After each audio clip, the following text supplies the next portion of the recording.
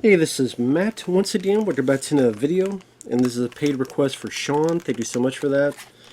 And for those interested in requesting any type of videos, whether it be a topic, reaction, commentary, review, re-review, random thoughts, commentaries, tier list rankings, video game playthrough for an hour, full playthrough, whatever the case may be, feel free to send it. I'll get to it as soon as I can. I want to apologize to Shawn for the lateness of this request. It's one of those I had to kind of gear myself up for, because it is a 2 hour and 45-minute movie, so it's definitely going to be a long sit, but I will do my best. I don't know if I'll have much enough to talk about for almost 3 hours, but I'll do my best. And yeah, for tonight I'll just do it, get it done. And Shawn was nice. He sent a lot of commentaries, which I appreciate. And this is the last one. So, hope you enjoy. Thank you once again, Shawn, for your generosity. And we'll get started. Pause at the beginning. 3, 2, 1. Pressing play. Ooh, the Weinstein Company. Uh-oh. But, I mean, Tarantino had to deal with them for a while. I mean, to be fair, Weinstein, before that, Beer Bats, did a lot with Tarantino's work, Pulp Fiction among others, and because they were releasing those films, it helped Tarantino get popularity, and I don't know, there you go. Quentin Tarantino, of course, as obviously people know, this is a big ode to those westerns, which I know he really enjoyed a lot of those Italian westerns back in the day. Of course, you had a series of films called Django from back in the day. I mean, just if you think about it, he did race swap Django and no one got pissed off about it, if you think about it. Because Django wasn't black back in the day, it's like, hey, it's Quentin Tarantino, so we're not going to say anything. I'm just saying, that's how this brought up a lot, but not here. But does that bother me in this? No. It just, again, something I bring up because that's definitely much more of a talking point in entertainment nowadays. So, Quentin Tarantino, I liked him as a director. I would say he's definitely in my top 10 favorite directors. I liked a lot of his movies. Reservoir Dogs I liked. I love Pulp Fiction. Kill Bill Volume 1 is my favorite of his. I like Jackie Brown. He didn't direct it, but I love From Dusk Till Dawn, which he wrote. Of course, Franco Nero was the original Django, so he's in this. Whenever I think of Franco Nero, I always think of his fun cameo in John Wick Chapter 2, where he goes up to John Wick and goes, I just need to know, are you here for the Pope? As in, are you going to try to kill the Pope? No. Okay then. But, let's see. I'm trying to think, he did Reservoir Dogs, Pulp Fiction, Jackie Brown. Then was Kill Bill 1 and 2 after that? I like Death Proof. Really, I mean, the only ones I really don't like is Inglourious Basterds I could never get into. I like Brad Pitt's performance, but could never get into that film like other people could. I do not like The Hateful Eight at all. That is my least favorite Tarantino film. I don't like that film at all. Just never did anything for me.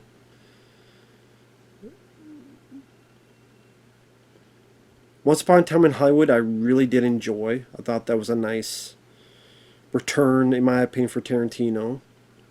Because, like I said, Inglourious Basterds I wasn't big on. I did not like The Hateful Eight. And then this one, I was kind of 50-50 on. There's a lot of stuff I do like about it. I think Jamie Foxx does a very solid job. Leonardo DiCaprio is captivating in this villainous performance. When the gunshots happen, it's big and bloody and gory and like, oh shit. I love the odes to older films. Like the very end, when I heard the theme from They Call Me Trinity, I'm like, just I love They Call Me Trinity. I like Trinity is Still My Name, the sequel, but Terrence Hill, Bud Spencer, those movies I grew up with, a couple of them, and They Call Me Trinity was my favorite of those. So that was that was a joy. That was a kick to hear that in this movie. I mean, they told me Trinity. All right. Do do do do do do do do do do do do do do.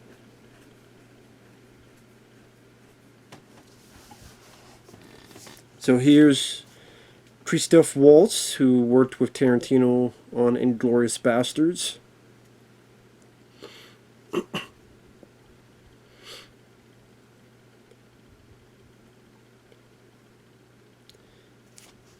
Now I know originally Will Smith was going to be the star of this film. And you think, okay, Will Smith is going to star in a Tarantino movie? That'd be interesting. But Tarantino said no. So Jamie Foxx got the part. And Jamie Foxx does a good job. But just one of those weird decisions by, I mean, Will Smith.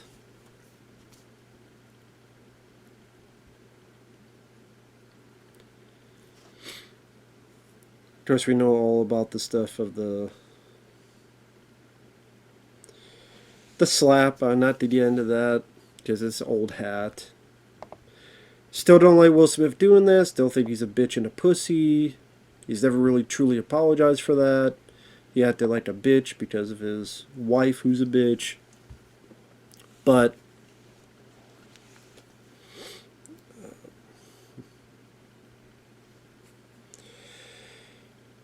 it's funny, Will Smith said no to this, and then years later he did a movie where he played a runaway slave. I'm trying to remember what that movie is, so I'm going to type it up. Will Smith slave movie. Emancipation. A slave on the run and being hunted while trying to return to his family. So you say no to Tarantino to play a slave where you get guns and you're kicking ass, taking names, but instead you do this, which I'm sure he thought was going to be his next Oscar, which that didn't work, obviously. And people better remember this film came out in 2022.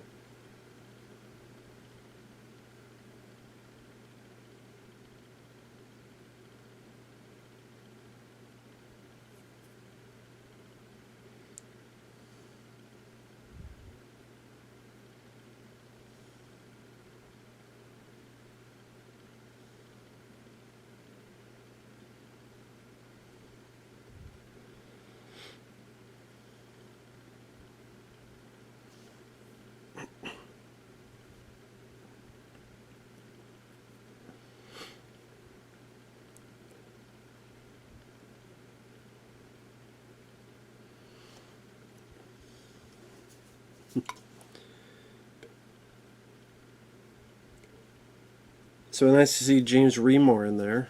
Ooh. God damn. See, that's what I'm talking about. Like, you see this big splash of blood on James Remar's head, and then shot the fucking horse in the head. That's what you go, oh shit, what the fuck? Just.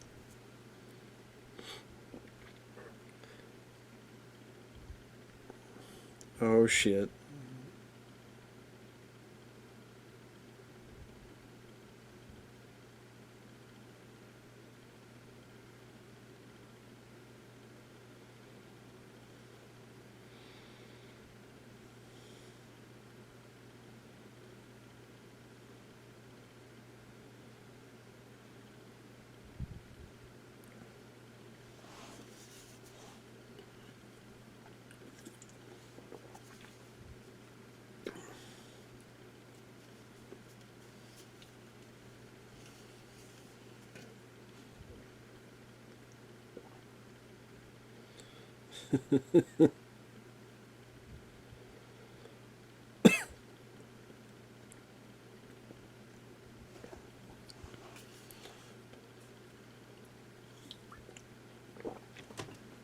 Yeah, well, you pay for him now.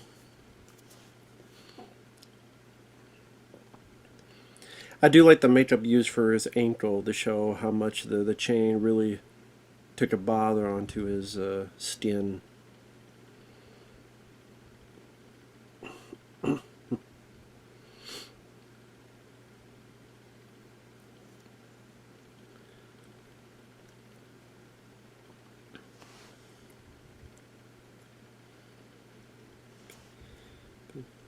Also, the various stars on the back there. I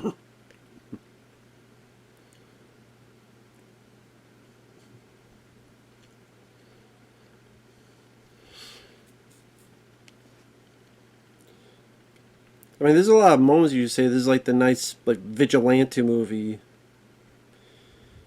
that you always wanted to see in this era of the slave. That movie taking place in the slave era.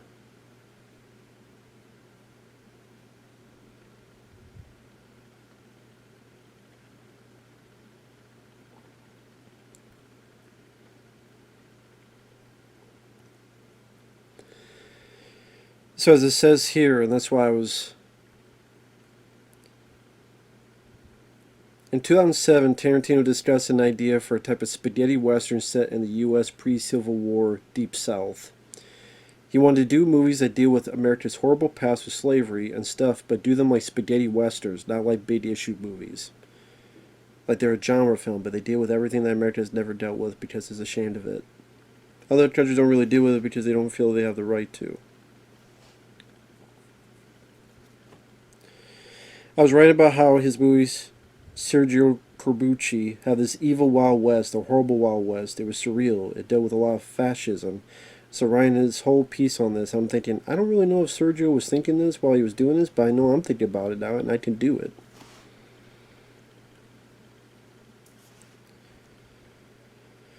Apparently, in October 2012, Tarantino collaborator RZA said he and Tarantino had intended to cross over Django with RZA's Tarantino-presented martial arts film The Man with the Iron Fist.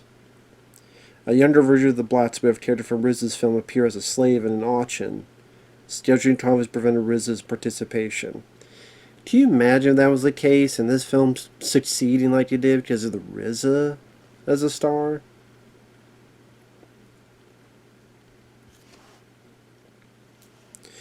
One inspiration for the film is Corbucci's 1966 spaghetti western Django, which I did see. I did not mind the film. Starring Franco Nero. Mandingo's 1975 film is another inspiration about a slave trained to fight other slaves.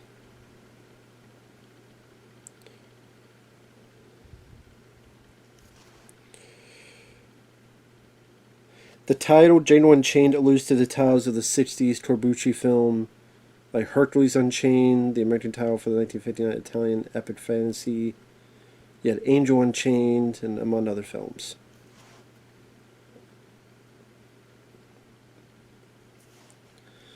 Ooh, shit.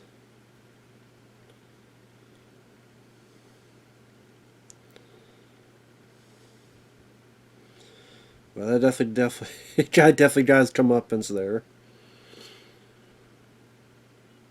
I will say I do appreciate how Tarantino films. Like everything in the bat doesn't look like a damn CGI effect.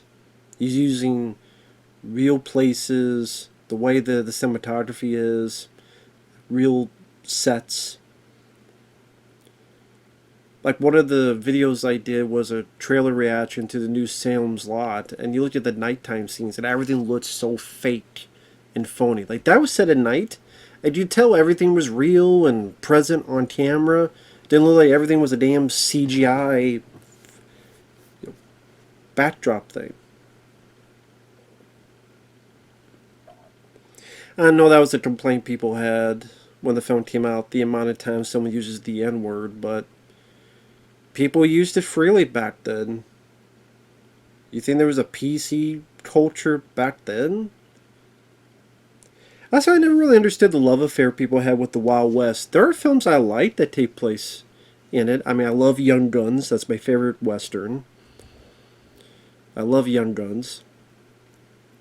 I like Rio Bravo with John Wayne. I like High Noon. Let's see. I liked High Plains Drifter. The Man with No Name Trilogy. Fistful of Dollars for a Few Dollars More. The Good, the Bad, and the Ugly. I even liked Two Mules for Sister Sarah. Tombstone, of course. How could I forget Tombstone? Tombstone is great. So, there's a lot of Westerns I do enjoy. It's not my favorite genre.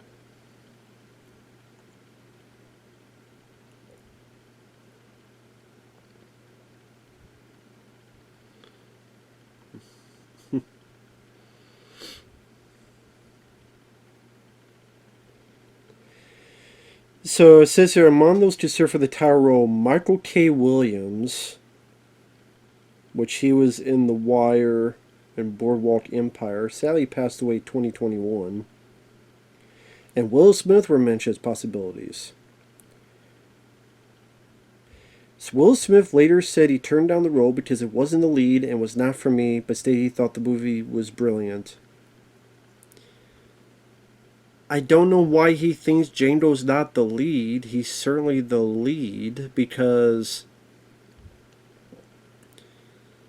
the movie's about him. He's the focus of the movie. He's the focal point of the film. So again, I don't understand what he means by that.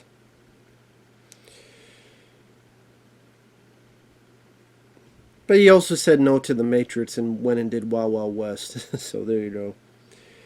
Tyrese Gibson sent in an audition tape. Yeah, that got floated around the internet and people just laughed at it.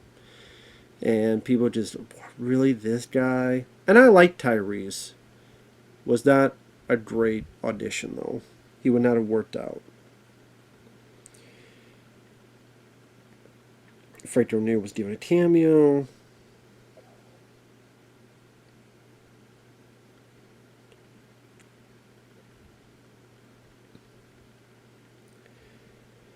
Kevin Costner was in negotiations to join as Ace Woody. And is that who I think it is? Let's see who the cast was.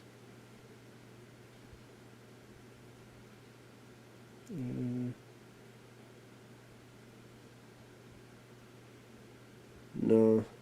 Okay, it's not who I thought it was. But let me read that. A Mandingo trainer and Tandy's right-hand man, but Costner dropped out due to scheduling conflicts. Caruso was cast instead, but also later left the role. When Caruso dropped out, the role of Ace Woody was not recast. Instead, the character was merged with Walton Goggins' character, Billy Crash. So, wow, we could have had Kevin Costner or Kurt Russell in this film? That's too bad. That didn't happen. Jonah Hill was offered a role but turned it down because he had scheduling conflicts with The Watch. Jonah Hill later appeared in the film in a different role. Joseph Gordon-Levitt said he would have loved to have been in the film, but could not because he had a prior commitment to direct his first film, Don John. So, photography started in California in November 2011 until they went to Wyoming in February 2012. Shot in anamorphic format, 35mm film, so another big reason why this is a good-looking film.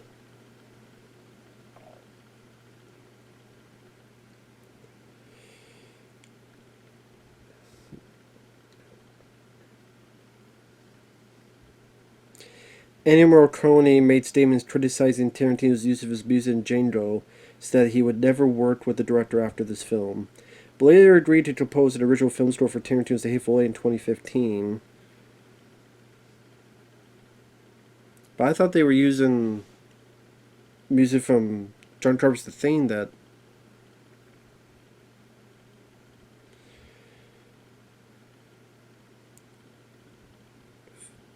film came out Christmas time in 22. I didn't know this came out Christmas time.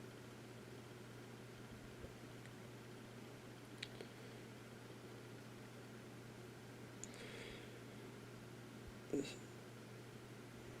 see. Not sure what it made in box office. Ooh, there you go. That's what you get. May not be a big gun, but if it works, it works. Yeah, what are you gonna do about it? He did shoot it. He just shot him again. What are you gonna do about it, buddy? You ain't doing shit.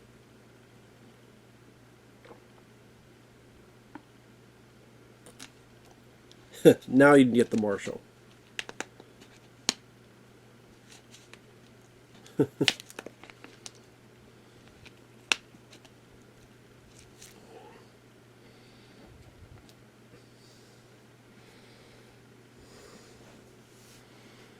Definitely makes you curious as to who this Christoph Waltz character is and what his whole deal is.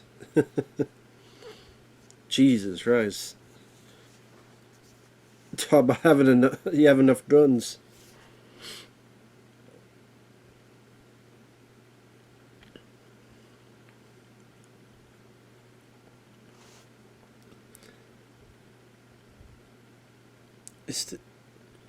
Is that who I think it is? Deal.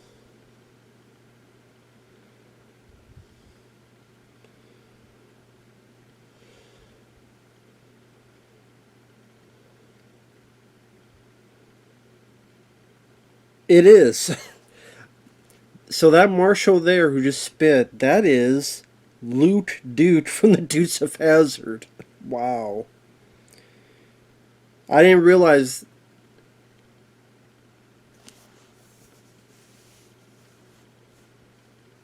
I did not realize this guy here was one of the Dukes of Hazzard.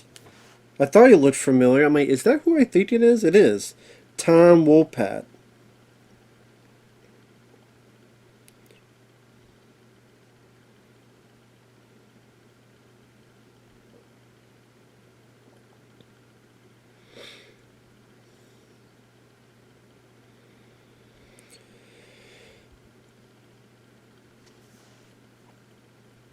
So the film made 162 million in the U.S., 426 million worldwide.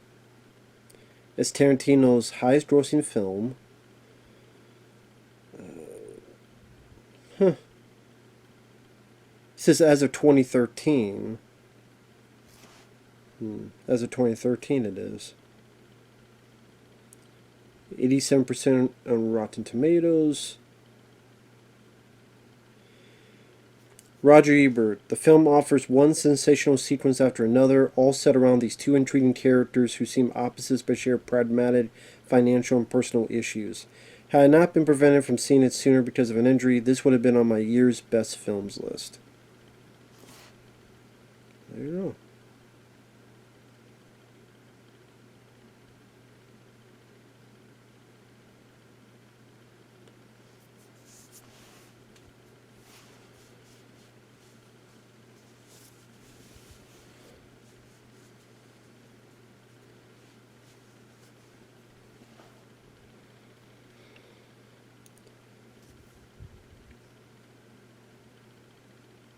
So a lot of top 10 lists this was on. Number 1 for Movie Line. Number 2 for San Francisco Chronicle, Village Voice, AV Club, LA Times. Third best film of the year from MSN Movies. Another person from the Village Voice. Yeah, goes on and so forth.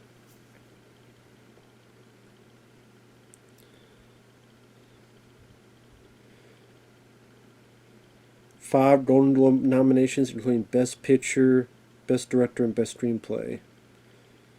Tarantino won an Academy Award for Best Original Screenplay. Okay.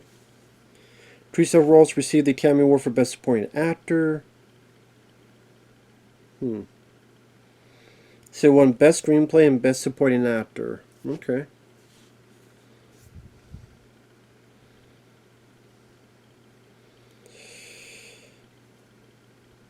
Of course, Spike Lee complained about the film, said he would not see the movie, explaining, all I'm going to say is that it's just disrespectful to my ancestors. That's just me. I'm not speaking on behalf of anybody else.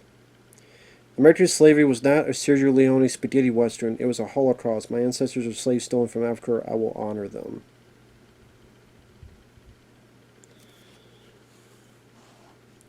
Says the guy that puts himself in fucking movies like Malcolm X and other people playing goofball characters. Okay.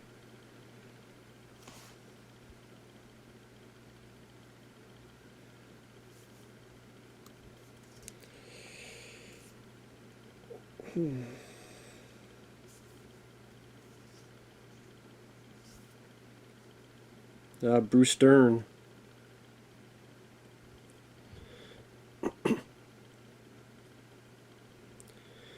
Bruce Dern, who's been in a lot of films, from The Burbs with Tom Hanks to there's a lot of movies throughout the years. Great character actor there, Bruce Dern. Even going back to the day with sci-fi films like Silent Running, among others.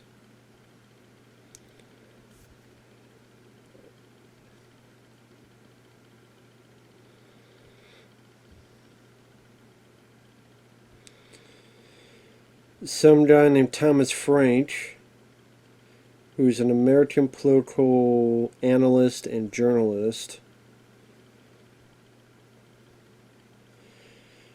crapped on the violence in the film, saying Tarantino has lately become the focus for this sort of criticism about the relationship between the movies and acts of violence.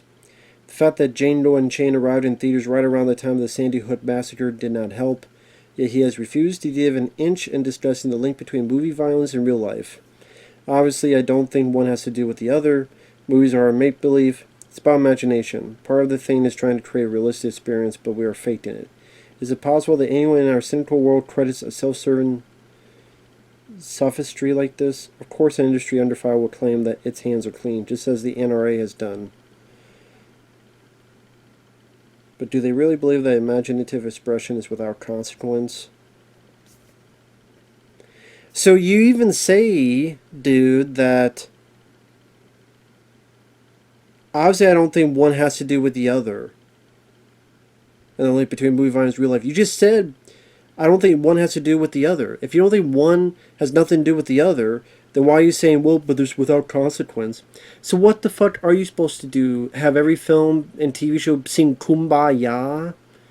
Then people will get their dirty, dark, evil, terrible thoughts out of from reading a book, playing a game, watching the sky, watching the news.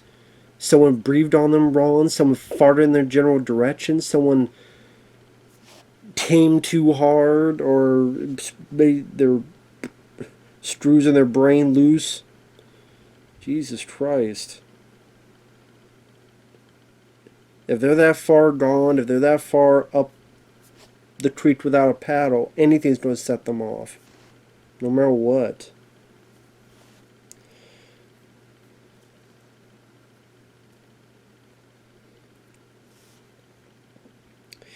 I know there's a comic book where Django and Zorro met each other. And I remember there was talk of a sequel with... yeah, here it is. In June 2019, Tarantino had picked Jared Carmichael to co-write a film adaptation based on the Django/Zorro crossover comic. Tarantino and Jamie Foxx have both expressed interest in having Antonio Banderas reprise his role as Zorro for the Master Zorro in the film, in addition to Foxx himself reprising the role as Django. Obviously, that never happened. But apparently that thought was in the air. Tarantino directing the film involving Antonio Banderas Zorro? That would have been great. Now we have Don Johnson here. It was Don Johnson from back to the day of Miami Vice. He did a very underrated film called Dead Bane, which I really enjoyed. Dead Bane, I don't think that's still released on an official Blu-ray. Let me see. Unless it's one of those...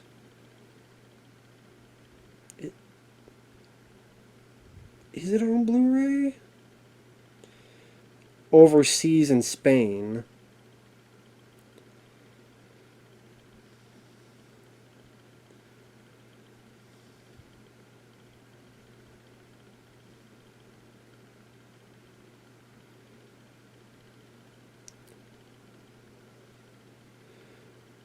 Dead Bane.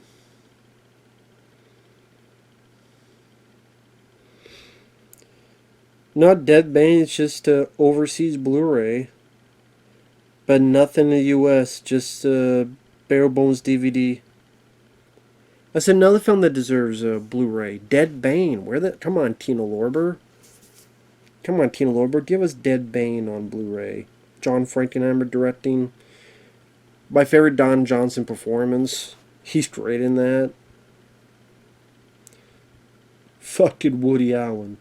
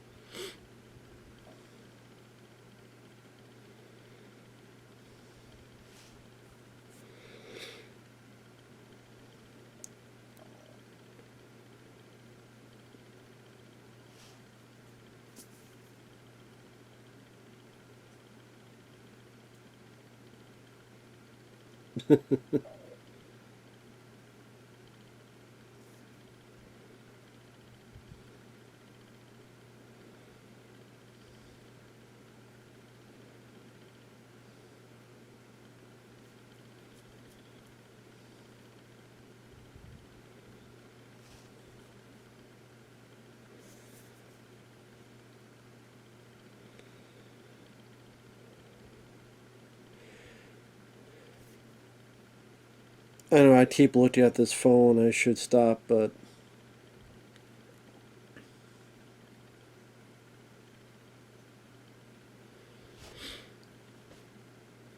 No, yes, of course this film is not meant to be realistic. If people complaining at all about how unrealistic it is, they like to complain how Inglourious Basterds is unrealistic because at the end, you know, you see how Hitler gets killed. Once Upon a Time in Hollywood is not realistic. There was no guy like Brad Pitt beating the shit out of the Charlie Manson family and, you know, saving Miss Tate. It's about fantasy. It's all about fantasy.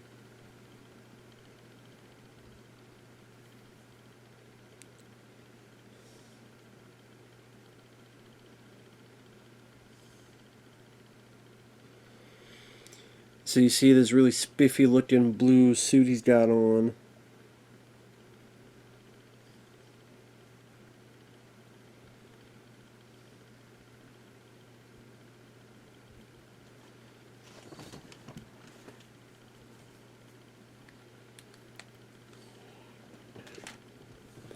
Yeah, can you imagine Tyrese trying to do all this? I like Tyrese, but no. I don't see that at all.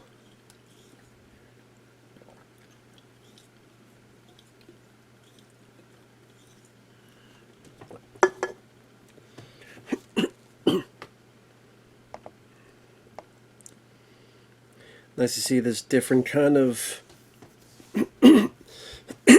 Not sure what he used for this. Obviously some type of different camera setup to make it look even older of footage.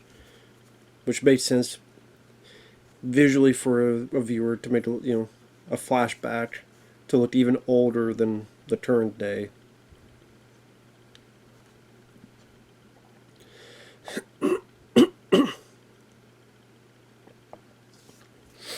just whipping the hell out of her.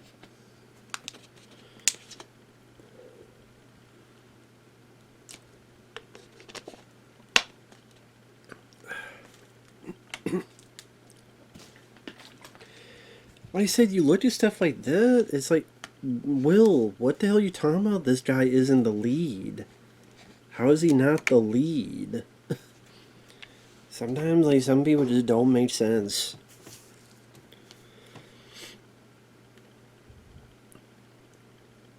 Up here he's going. Again, very nice spiffy blue suit there.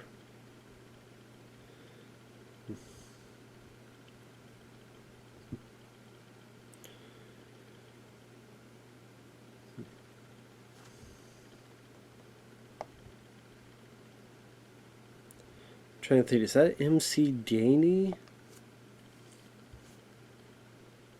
I think that might be MC Danny. Sorry if I'm wrong about that. I turned my phone off so I can't look at the cast, but I think it's the same guy who's the convict pilot in Con Air and plenty of other films.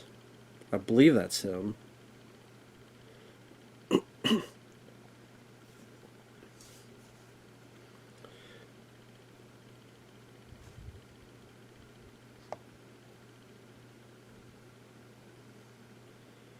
Interesting choice to have like pages of his book like stuck right onto his chest.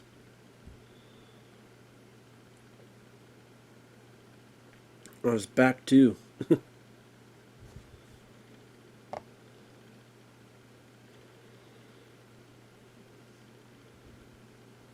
Now that's a heroic pose right there.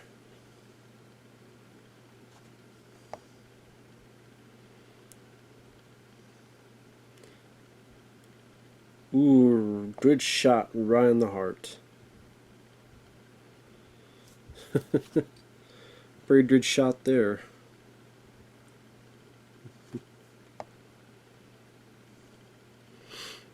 And down for the count.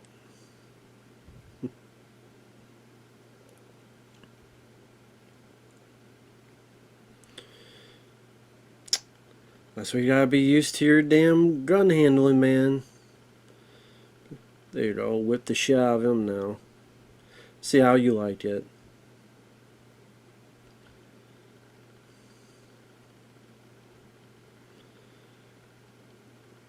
Love the music being used in this scene. Very nice slow-mo there to enhance the effect.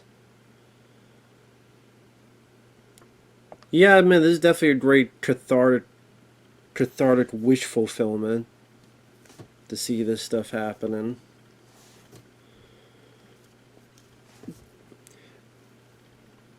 Because, I mean, if we're really going to approach the subject, since it's, not the whole, it's more of entertainment, but it's still the subject matter of slavery.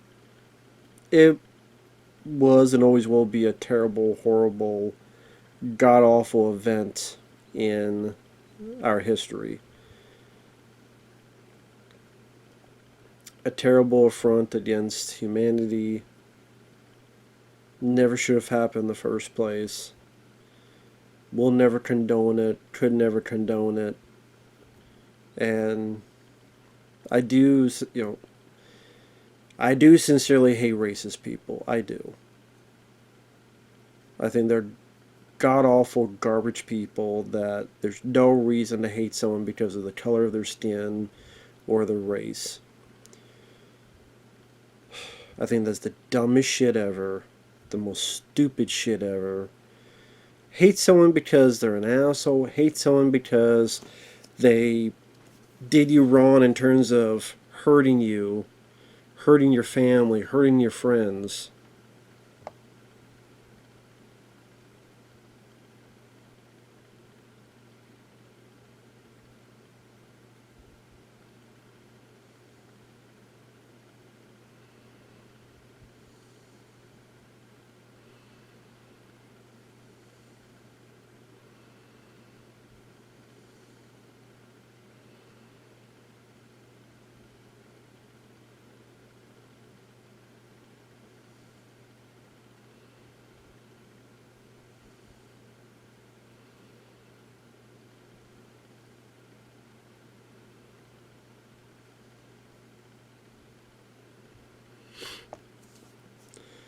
Christoph, he's definitely playing an interesting character with just how calm he is under these situations to have to fluently express these reasonings that they're in this predicament so that they don't get shot off and don't get killed or on.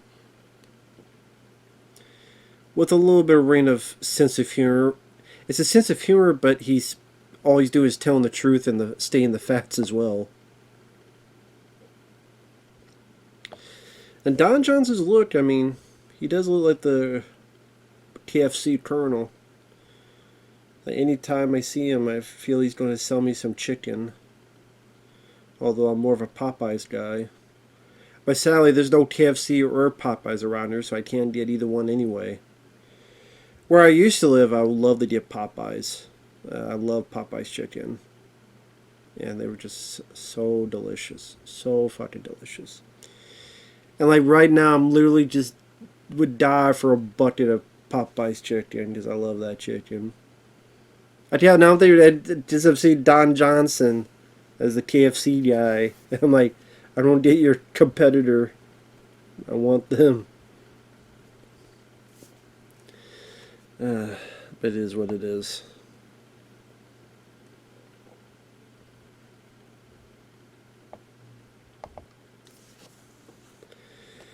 But yeah, what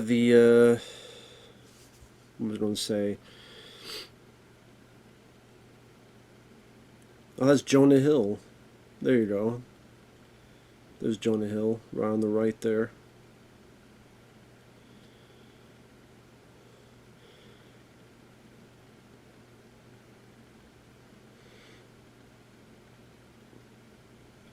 Of course, you know Jonah Hill.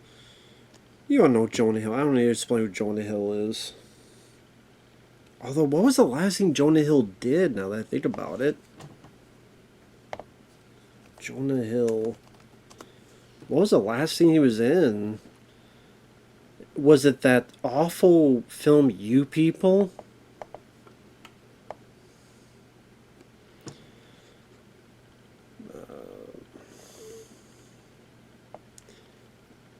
Well, Y2K, American satirical disaster comedy horror film.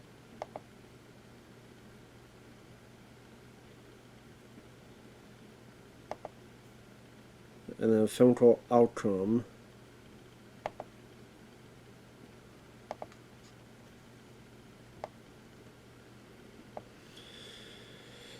And I think right after this, he worked with Martin Scorsese on The Wolf of Wall Street, which is a film I do quite enjoy.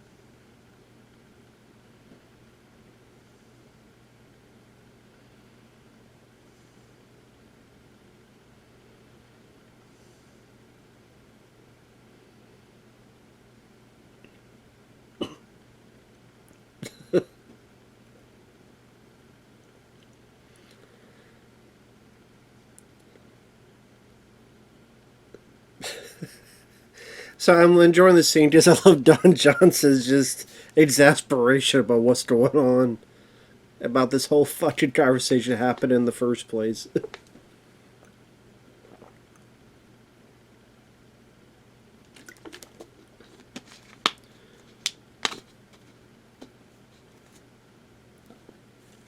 Yeah, that's what I thought. Yeah, be a great explosion there too. Good shot. Great explosion there. Took a shitload of people out with that explosion. I think that was a stream that you hear in Star Wars. Was that the Wilhelm stream? Yeah, I'm wrong, but that's what it sounded like. Yeah. Is that going up to Don Johnson?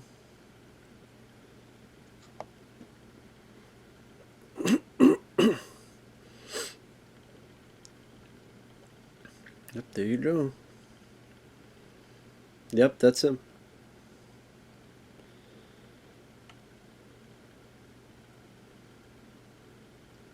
Take your time. Breathe in.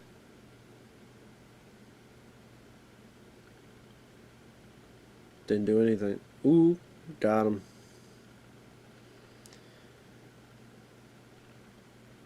And that's a pretty cool reveal, the blood on the horse. See, stuff like that, I mean, really credit Tarantino, that reveal of, oh, seems like you missed him. Oh, you see the body go up. Oh, there's the blood on the horse. Again, just Tarantino's a very talented guy. Like I said, writing wise, directing wise, he's one of those few directors that I will be curious to see what he does next. And I think it helps that he does take his time to pick a project. Now, that doesn't mean I'm going to love every project he does. Like I said, Inglourious Basterds and especially The Hateful Eight, I'm not big on. Inglourious Basterds, when it's with Brad Pitt and his character, I'm fine with. So, like, I could watch parts of that movie, but I thought the film was a bit too long. I know people love the opening with Christoph Waltz. I honestly thought that went on forever and ever and ever. I know people love.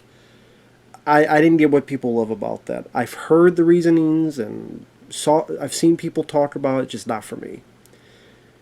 Like Christoph Waltz, I could handle more in this film. And like the first, like here's 47 minutes in, hasn't really let up. I've been enjoying again the filmmaking and some of the humor put in there and all the recognizable actors, and yeah, these characters are intriguing.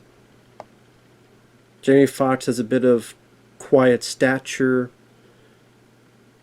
and Christoph Waltz is a very intriguing character, wondering what makes him tick. But I remember, even when I first saw this, that I do like this more than The Hateful Eight. I do like this more than Glorious Bastards. But I still would put, like, if I ranked the Tarantino films, I put it lower on the list. Just, I would even go, did this film need to be 2 hours and 45 minutes? And I don't think it did. Now, Once Upon a Time in Hollywood is pretty lengthy. But I don't think I felt the length as much as I did with this film.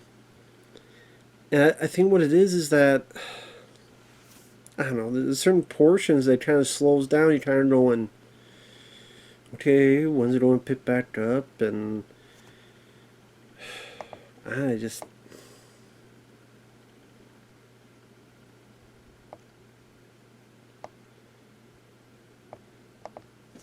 And it's not just me hating long films.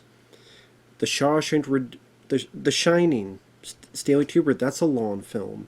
The Shawshank Redemption is not a short film. Heat by Michael Mann is a great film. That's a lengthy film. It's just that not every film needs to be that long.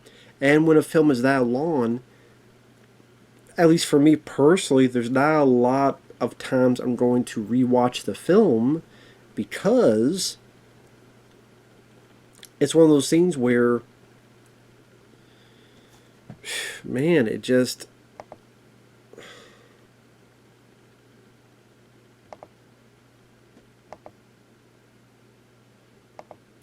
put it? There's just a lot of, how do I put it? There's a lot of time to take out your day just to watch one thing, and it's with people's lives, they just get busier and busier. It's hard to justify it. That you really gotta hunt her down and go, okay, tonight is this movie night, and that's it. And there's just so many movies and games and all sorts of other entertainment, even stuff that's not entertainment, to get to, that it's hard to justify. But you may enjoy it the one time, but I'd be curious like how many people rewatch this film compared to Pulp Fiction or even Kill Bill Volume 1 or things of that nature.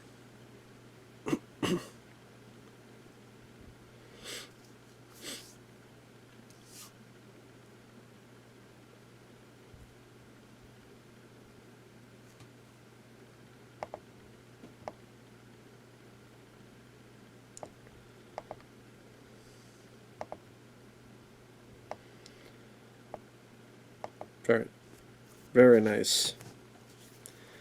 Very nice outfit there.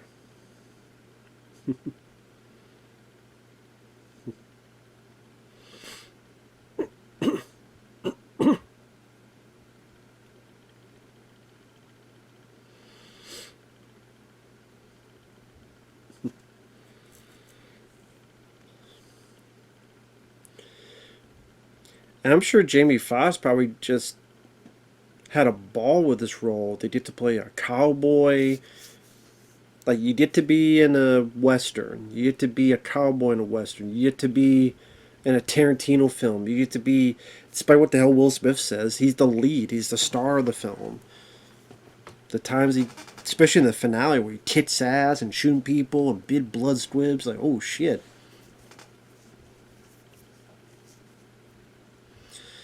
And there's these beautiful vistas.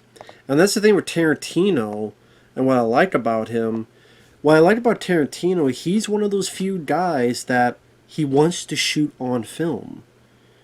There's that documentary, I forget what it is, about film versus digital.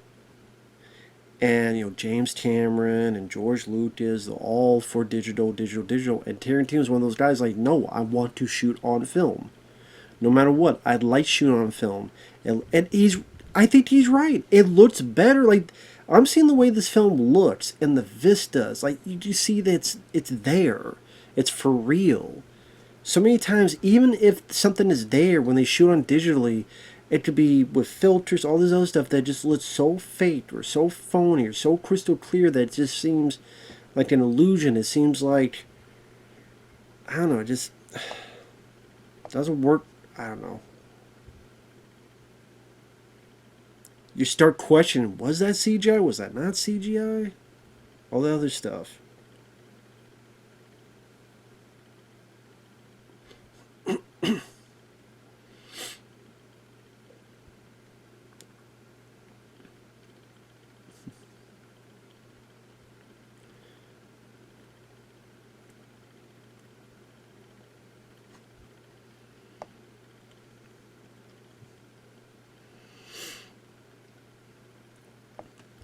Oh, another Western I do enjoy is Twiddly Down Under with Tom Selleck. I'm reminded of that because he's got the rifles. He's trying to shoot like a sniper rifle type of thing. So it always reminds me of Twiddly Down Under, which I love. Love Twiddly Down Under. Tom Selleck, Alan Rickman is the Alan Rickman is the bad guy. Takes place in Australia.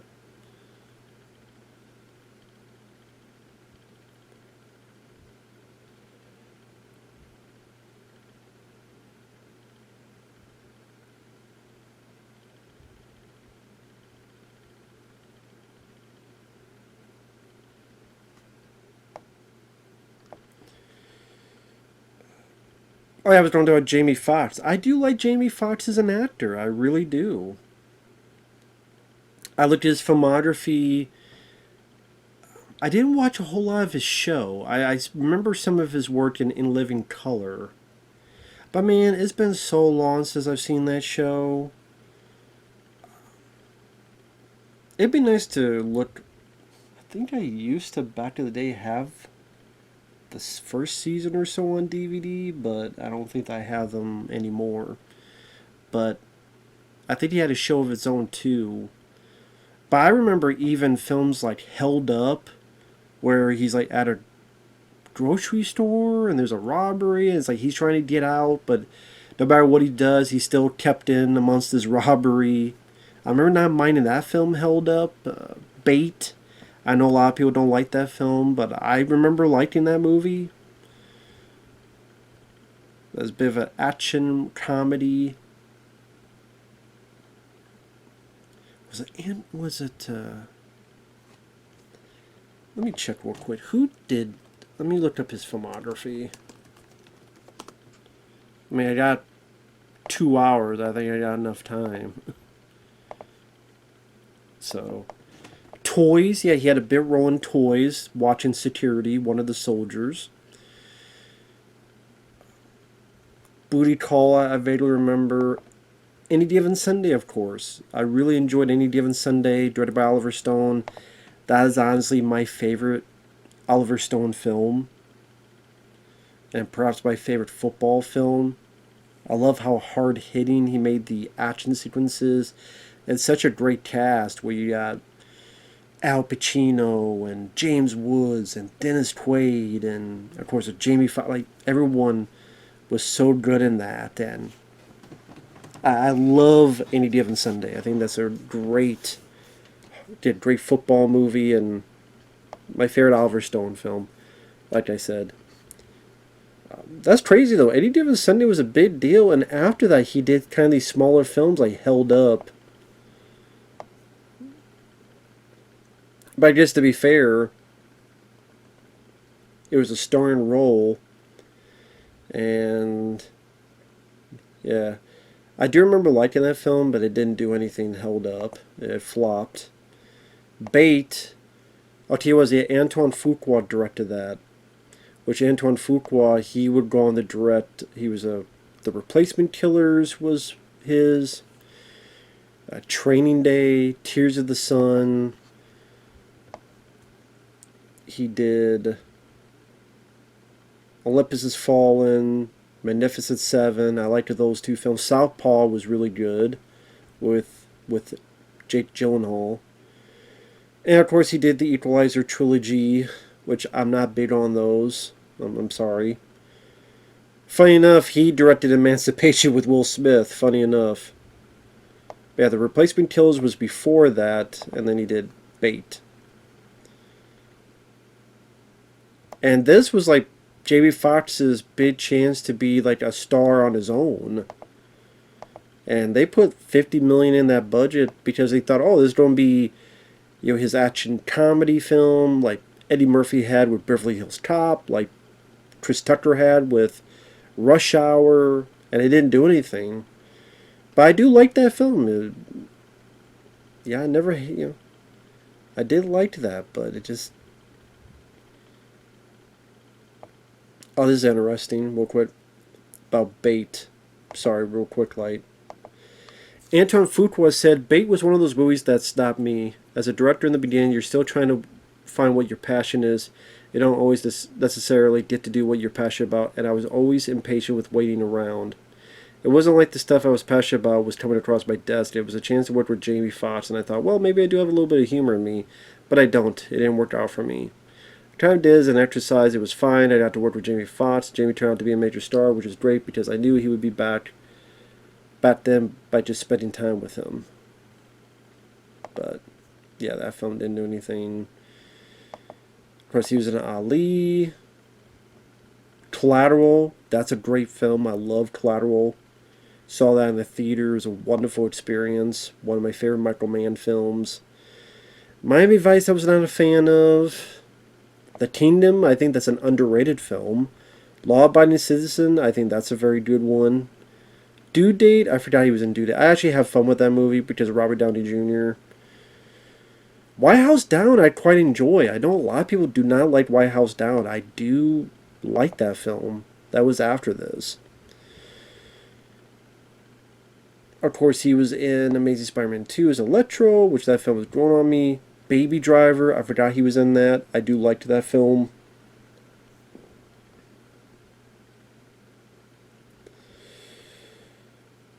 Let's see. Day Shift, I loved Day Shift. I thought Day Shift was very, very fun. I really liked Day Shift. I thought that was a very good film. Day Shift.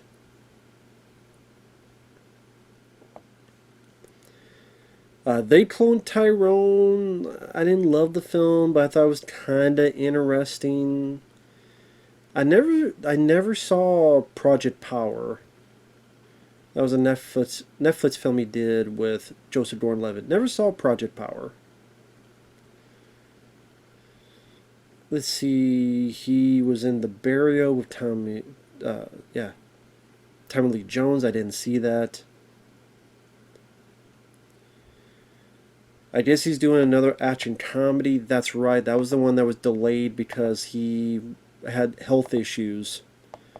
Back in Action with Cameron Diaz. Yeah, by the same guy who did Horrible Bosses, Identity Thief. So Cameron Diaz was coming out of retirement to do the film. It's supposed to be coming out January 2025. Okay. So we'll see how that goes.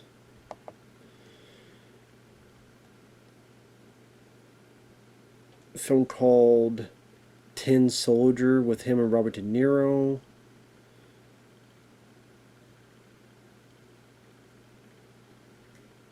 Okay, well, we'll see. Yeah, but never saw the Jamie Foxx show, which had 100 episodes. I don't even know if that's on DVD or anything. But, yeah.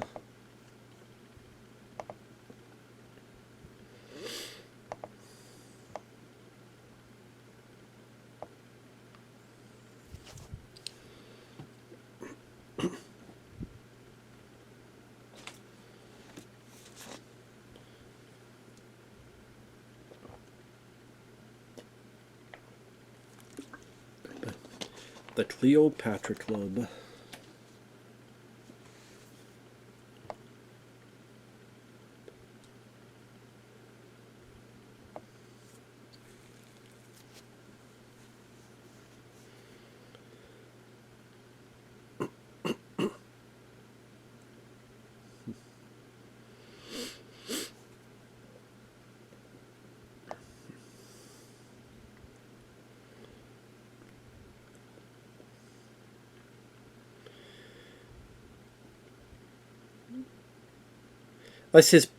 I probably have not seen this film since it came out.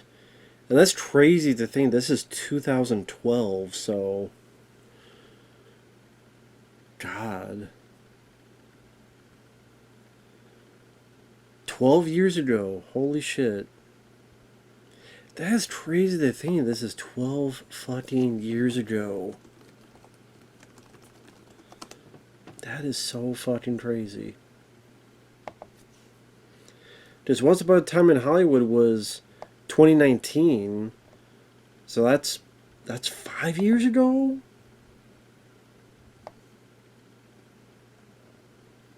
Shit. That is crazy.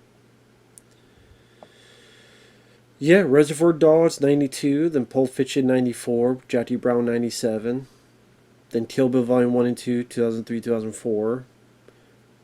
So that's about 6 years. Then 3 years after that, Death Proof. 2 years after that, Inglourious Bastards.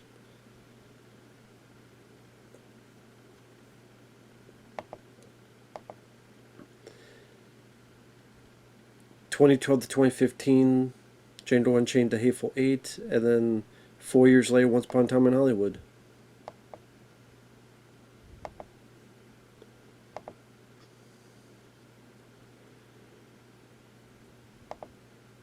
Leonardo DiCaprio.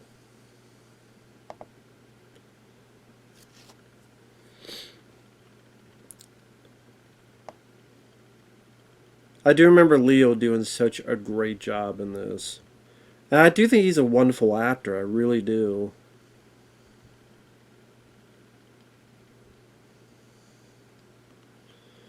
I mean, he really brought it to this role where you just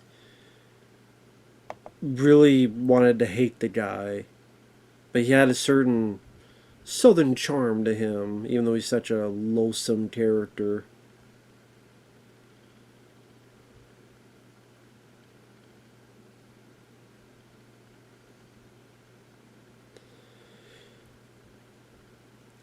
So he was nominated for Best Supporting Actor for What's Eating Gilbert Grape, nominated for Best Actor for The Aviator, nominated for Best Actor for Blood Diamond, nominations for Wolf of Wall Street,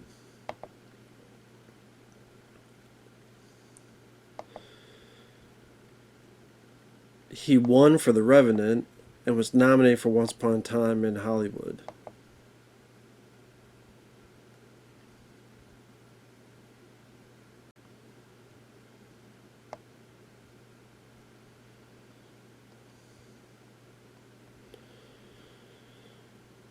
Yeah, the guy's done a lot of movies that are worth stuff. I mean, I like The Revenant. I really liked Inception. Wolf of Wall Street is great.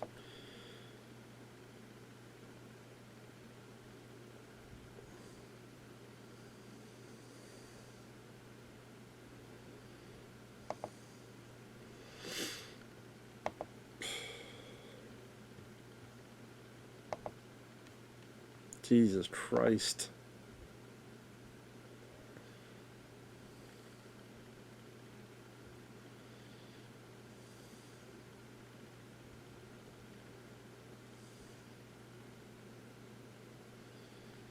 Right in the eyes.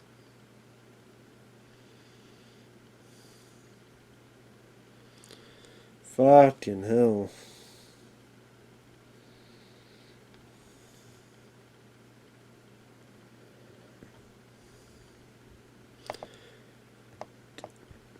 Guess you might as well. You already took his fucking eyes. You might as well finish the job. Jesus Christ.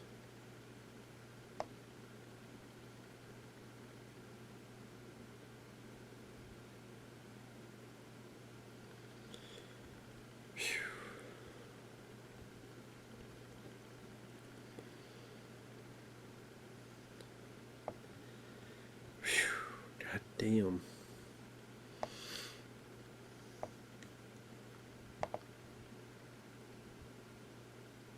Yep, this is Franco Nero, the original Django.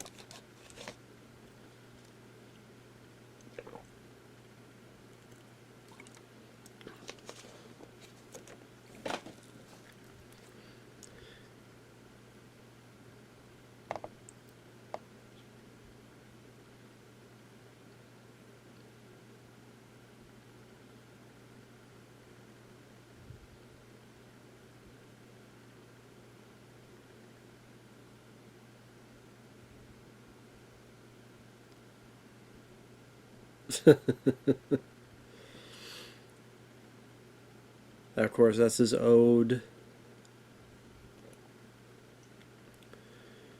DJ, the D is silent. I know.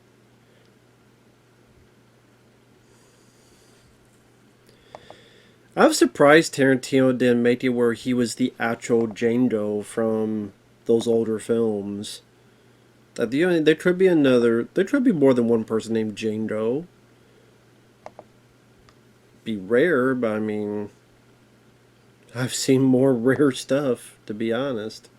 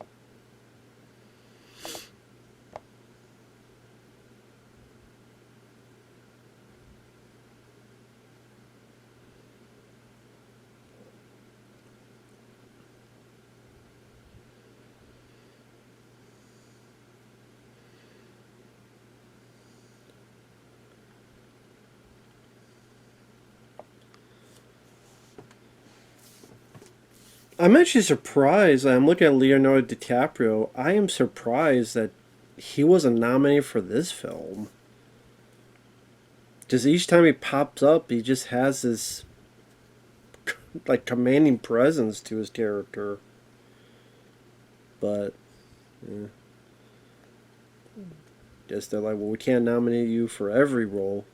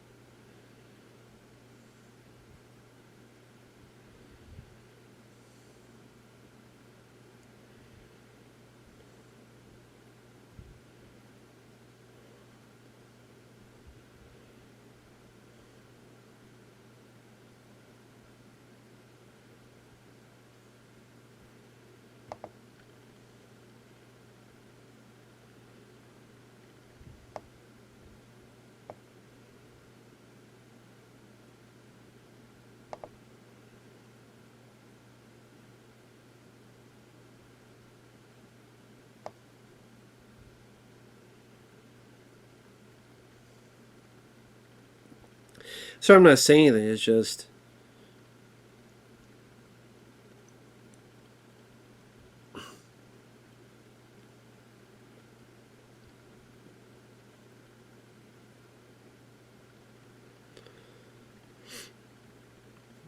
sorry, I'm not saying anything. Just I'm just admiring the acting going on. So I'm just listening to the dialogue. Just like I said, it's been a while since I've seen this, but I'm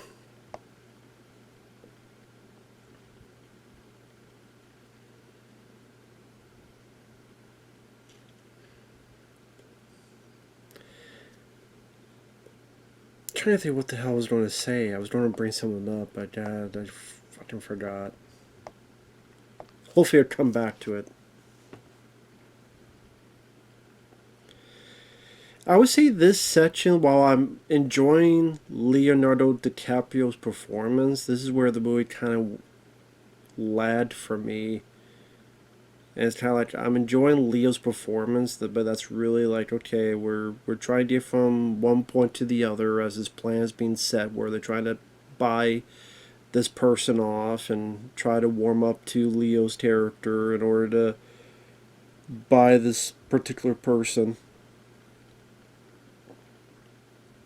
I forgot, like, that's Dennis Christopher, I think, sitting right across from Leo. Just yeah, he was in the credits, but I'm like, oh, it's Dennis Christopher from Fade to Black, which is an underrated film, and the 1990s Stephen King's It. So it is interesting, like the type of actors he'll use. They're like, man, it's been a while since I've seen that guy. Or it's been a while since that person's been on the screen. At least in a major picture, major motion picture, like Dennis Christopher.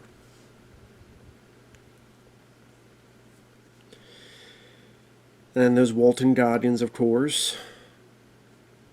Which Walton Goggins, a lot of times I always felt like he played like the same character over and over again, sort of the redneck asshole, whether it be in Predators and other films as the convict.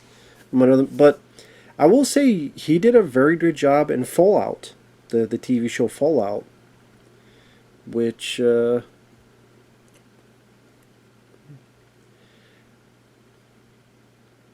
I don't think the person. I'm trying to think. I don't think did I see. I don't think I saw the rest of that show. Did I? The season. I was requested 1 through 4, 5 and 6. Yeah, and that's it. So I never got requests for the others, and that was 3 months ago. So yeah, a person named Mark requested 1 through 4, and then frame by frame requested 5 and 6, and never got the rest. So okay, but yeah, that was, I don't know how to put it. That was a pretty good show from what I saw so far. Walton Goggins did a very nice job. You saw him flashbacks where he's this actor who's also advertising for this fallout shelter that's going to be everywhere and anywhere, or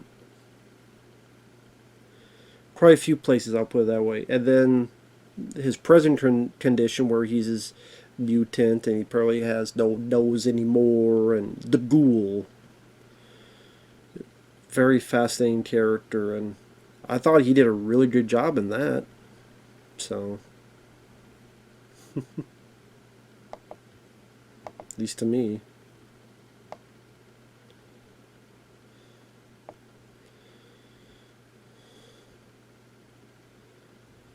Let's see.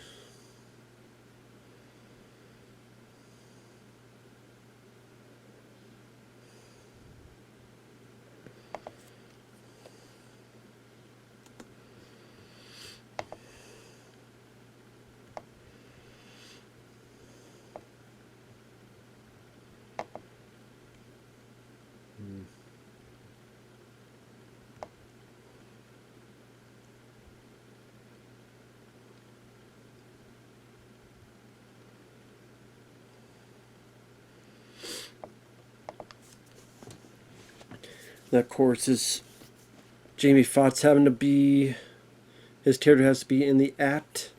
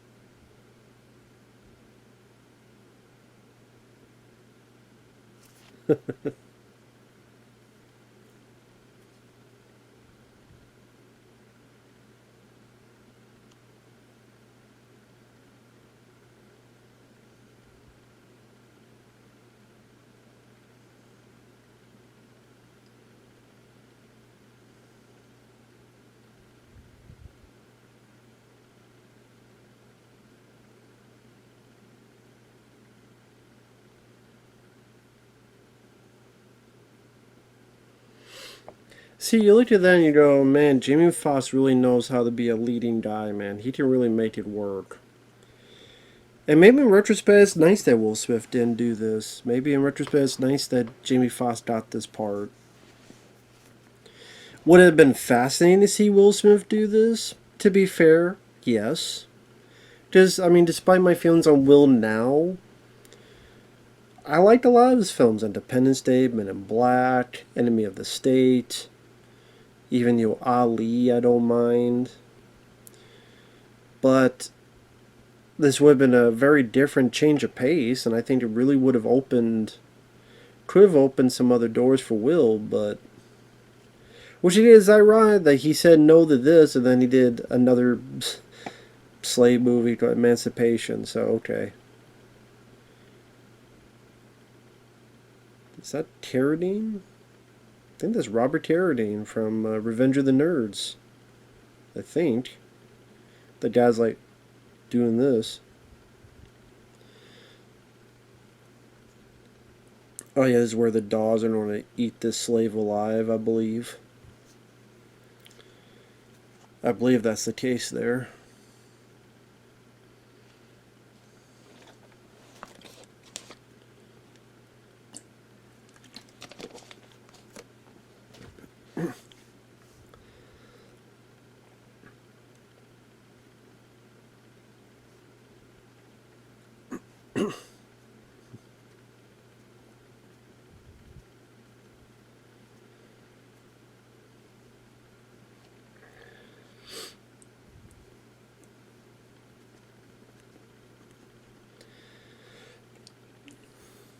sorry, I'm not saying anything because I swear to God, I thought the guy that had the dogs, I swear it looked like Tom Savini. I don't think it is though, but I looked for a brief second. I'm like, is that Tom Savini who holding the dogs? But I don't think so.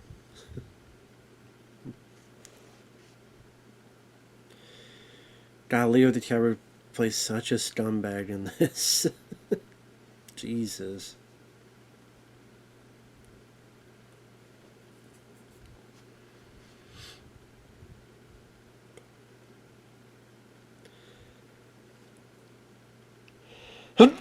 Excuse me, sorry about that.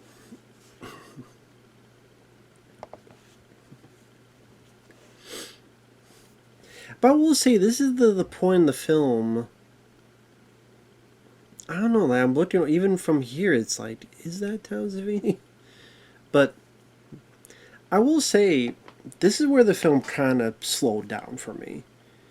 Like, the first chunk of the film where it's Kristoff and Jamie meeting with each other and teaching the ropes on bounty hunting and all this other stuff, it moved at a very good pace. And now we're kind of in this bit where we're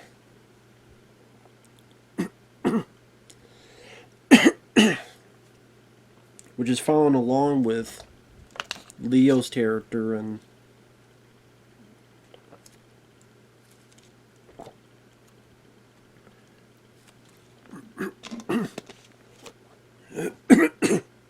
sorry about that. Just seeing all the atrocities that Leo's character does throughout this time period.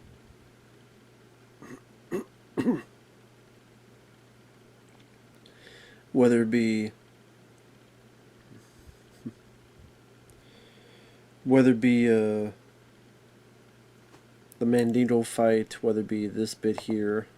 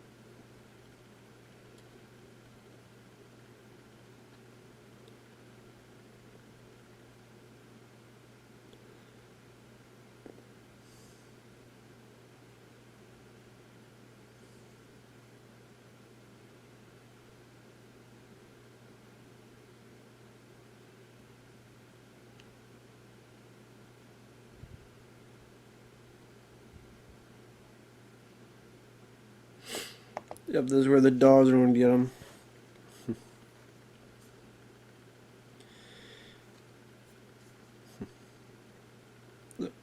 Okay, so yeah, that guy on the far right in that one shot, but yeah, I don't. Maybe I'm just mistaken. Maybe I'm just thinking of Tom Savini because he worked with. Well, he was in what? Robert Rodriguez directed him in From Dusk Till Dawn, and in Planet Terror. And because Tarantino was involved with the Grindhouse Project, and then writing From Dusk Till Dawn, I just for some reason Tom Savini popped in my head.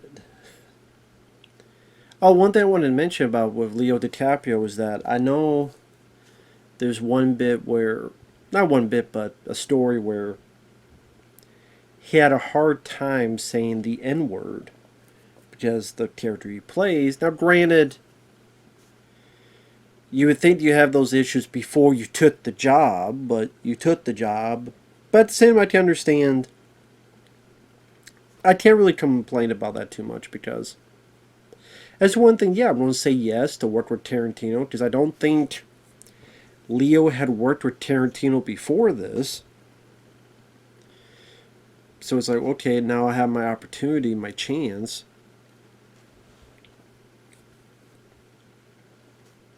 So with that said,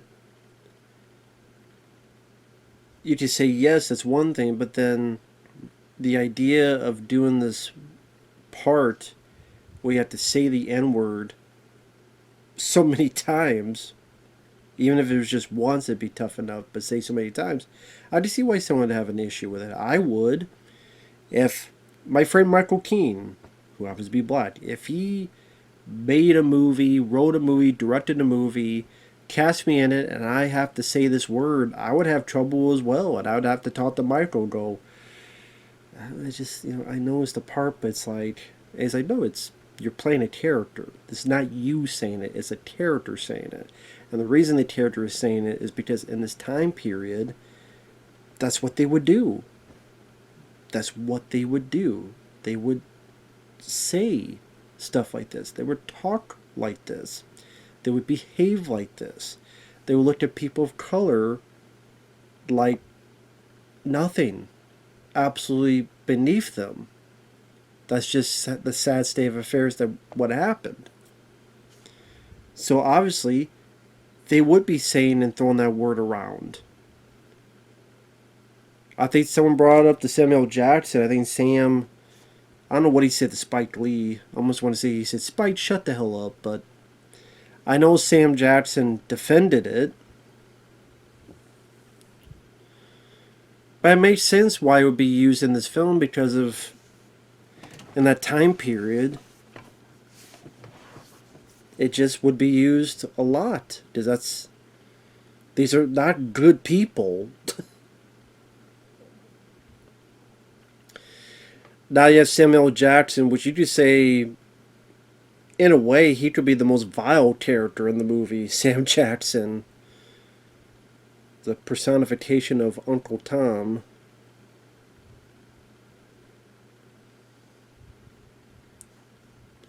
And he does play such a hateful character in this movie. And a very different, yeah, very interesting role for Sam to play.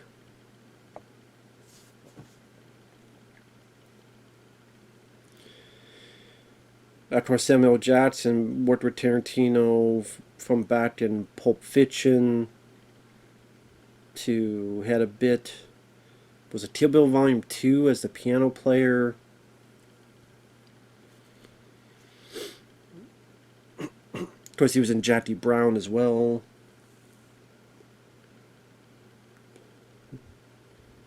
I don't think he was part of Grindhouse, which I'm actually surprised he was not in either story of Grindhouse.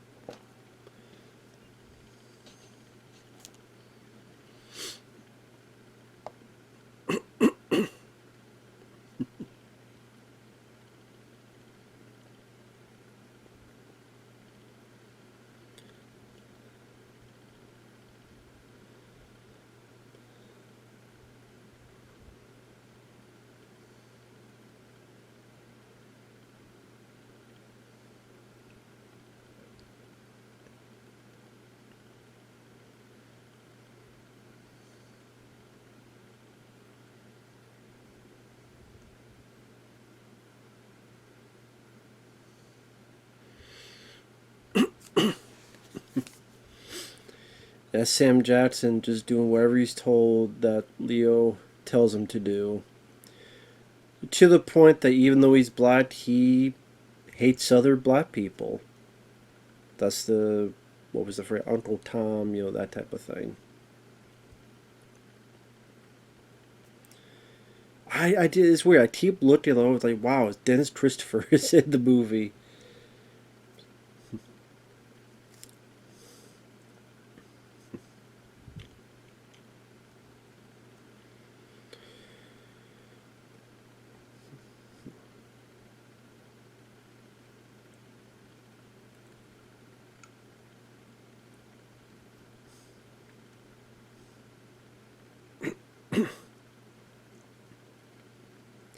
That's the thing about the film is that, like, Christoph Waltz won an Oscar, and hey, it's cool that he did. But Leonardo DiCaprio, I would say, stole the show.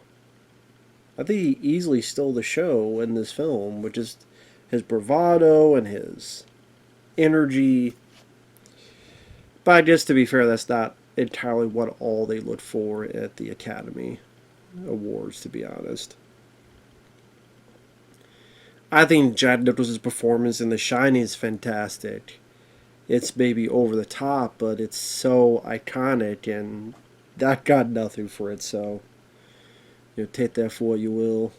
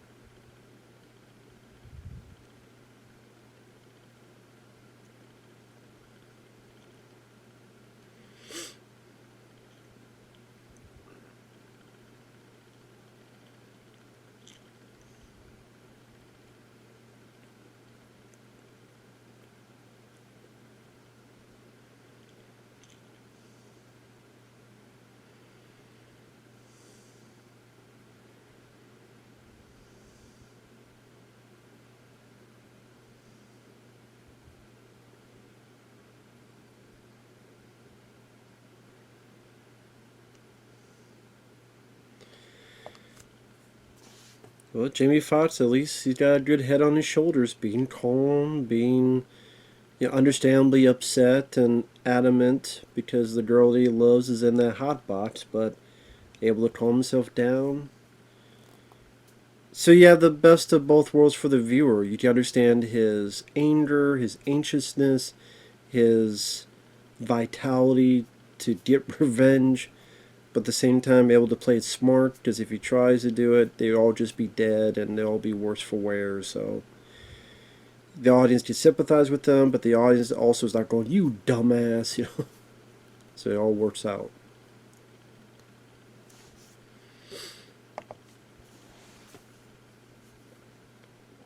We have an hour and 12 minutes left of the film, man.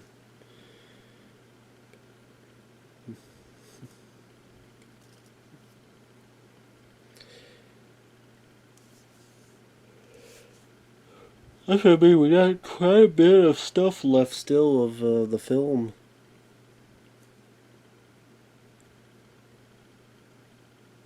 I seem to remember, I could be wrong, I seem to remember Leo getting killed. I'm not saying within the next 10 minutes or so, but I mean, like, I remember thinking, man, Leo's character is dead already, and there's this much left of the film? Because then there's the whole thing, that's right, where there's the shootout, because Christoph Waltz dies along with Leo. Then there's a shootout, but then he gives himself up. And then he's beaten, and he thinks he's going to die, but then he's then put into this mine. And that's where... Who's the actor? There's an actor that I'm like, wait, he's in this?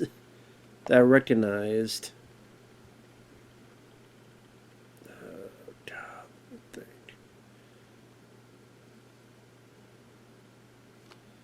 Well, oh, I think was it Tarantino himself? I think it was Tarantino himself playing. Yeah, I think so. I don't know. Okay, that was Tom Savini. Okay, I was right. That was Tom Savini. I wasn't going crazy. So there you go. I also want to confirm. So okay, I'm like, is that Tom Savini? It was Tom Savini. So I'm not losing my mind. But well, when that time comes, we'll see it.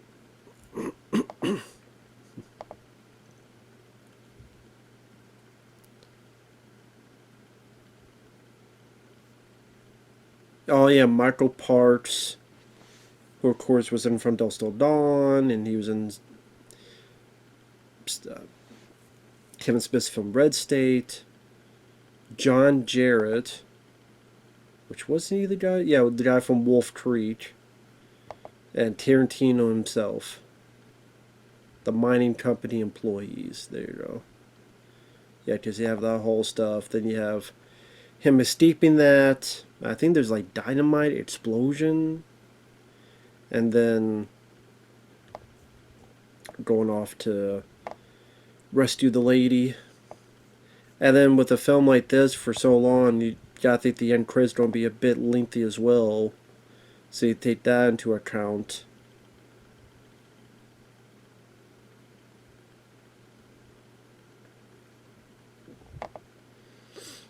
So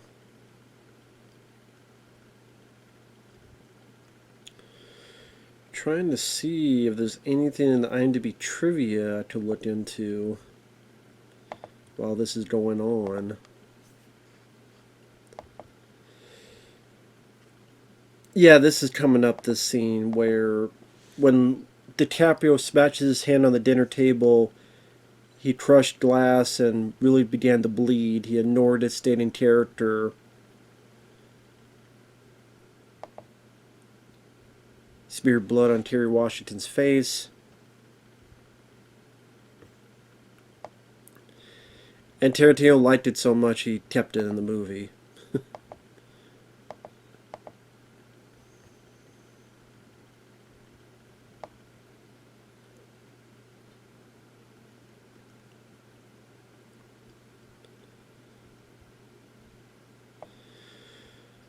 Leo had to stop the scene because he was having a difficult time using so many racial slurs. Sam Jackson pulled him aside, telling him, "Motherfucker, it's just another Tuesday for us."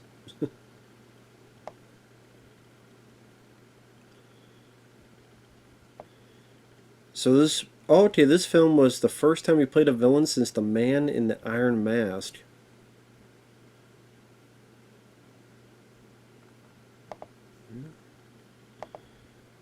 Oh wow, I forgot about The Man in the Iron Mask, but that wasn't that bad of a film. I mean, it had like pretty good cast, like John Malkovich and Gabriel Byrne, and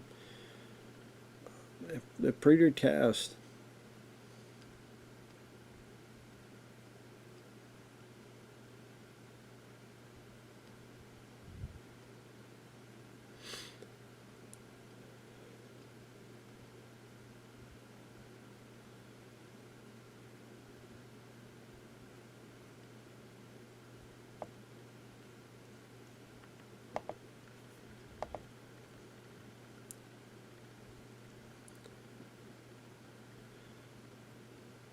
Tarantino said that Calvin J. Tandy is the only character he has ever created whom he truly despises. 130 days, Tarantino's longest shooting schedule for a single film.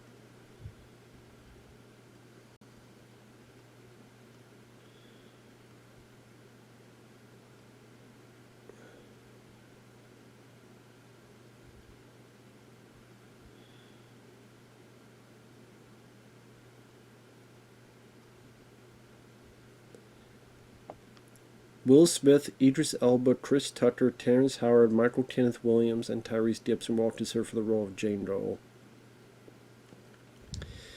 Well, okay, if you go through that list, like I said, Will Smith would have been interesting. Idris Elba definitely could have done the role.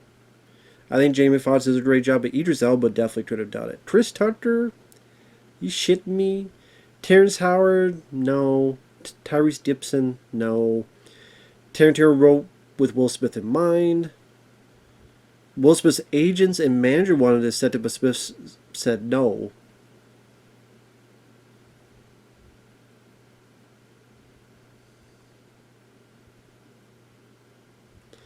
Tarantino revealed at Comic-Con that Django and Terry Washington's characters are meant to be the great grandparents of the character John Shaft from the 1971 film.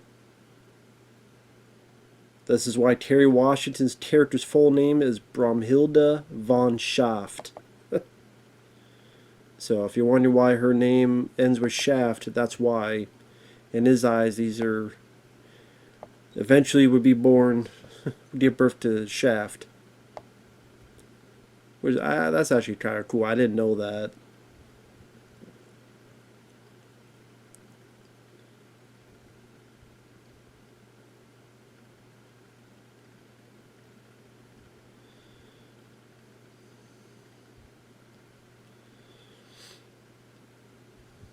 Let's see. I guess Cuba Gooding Jr. lobbied for the role of Django, but Tarantino would not consider him. According to Cuba Gooding Jr., it's his biggest disappointment. Well, I mean, I can't really blame Tarantino because I don't see. Would have been interesting to see, sure, but I don't know about him doing Django. I really don't. I don't know if that really would have been. Yeah, I don't know if that would have been the thing to do. You know what? I am surprised that the name that didn't come up was Denzel.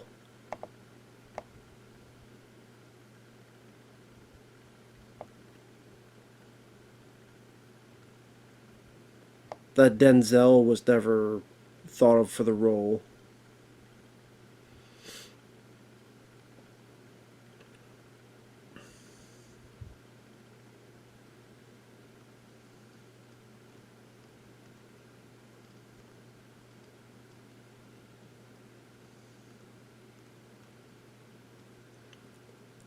There was talk to splitting the film into two parts like Kill Bill, but Tarantino eventually rejected the idea and cut a whole lot of the planned film. The entire backstory for Zoe Bell's character, which explains that she wears a bandana over her face to hide a gruesome injury. Tarantino does plan on releasing an extended cut later down the line. Well, it's been... I don't think he ever did that.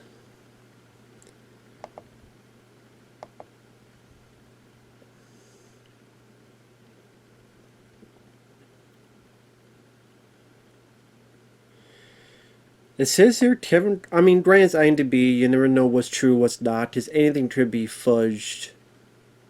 You know, I think my friend Mike said he looked at IMDb trivia for like one of those Steven Seagal movies, direct-to-video films, and apparently someone just made up all these facts that apparently Seagal was... Yeah, so you never know.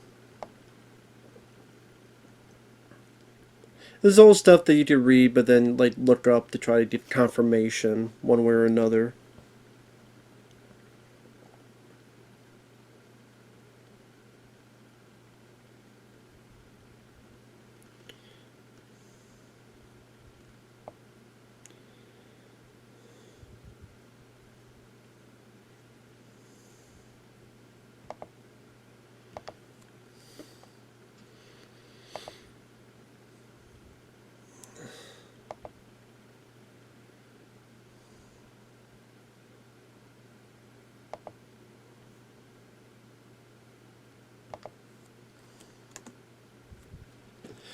And of course, for Sam, you know, everything Leo says is the funniest thing ever. That's the kind of character he is. That's the kind of character he's portraying.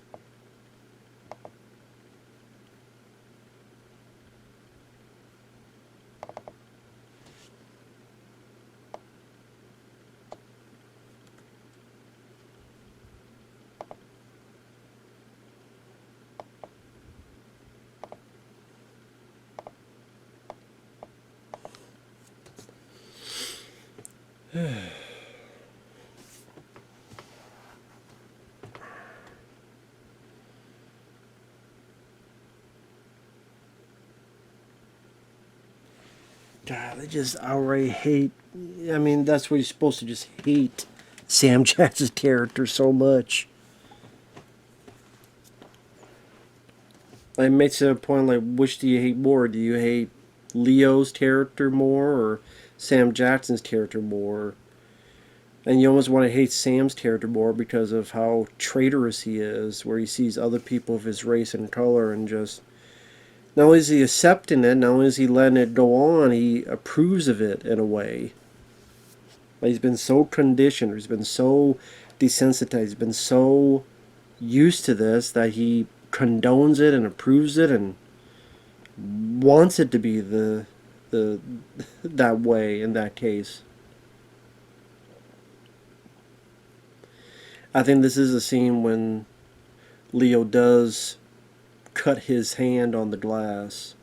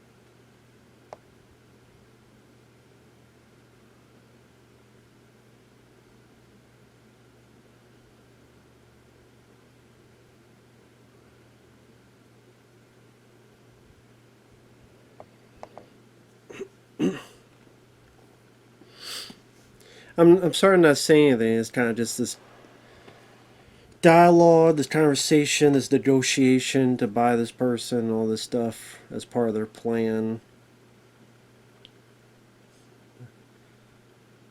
I just don't really have much to comment on it, to be perfectly frank and honest about it.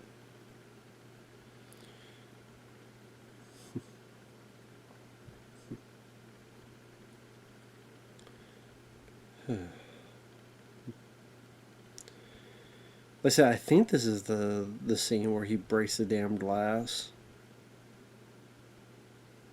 I think so.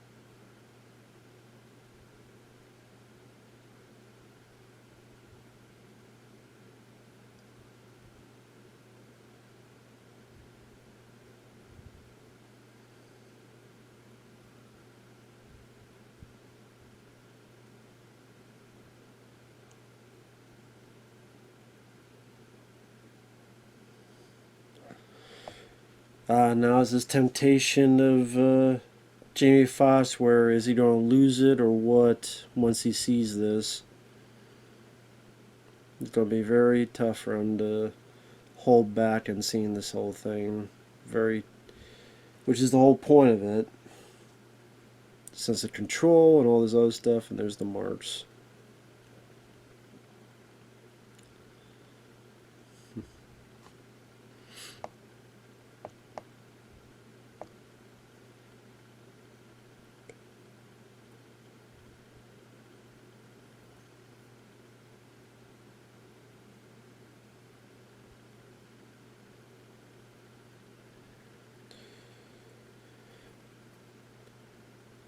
I think that's one of the surprising things I remember when I watched this film is that you're assuming or thinking that it's going to be Jamie Foxx versus Leo DiCaprio. But I guess that's really what the deep down thing is going to be more. I think even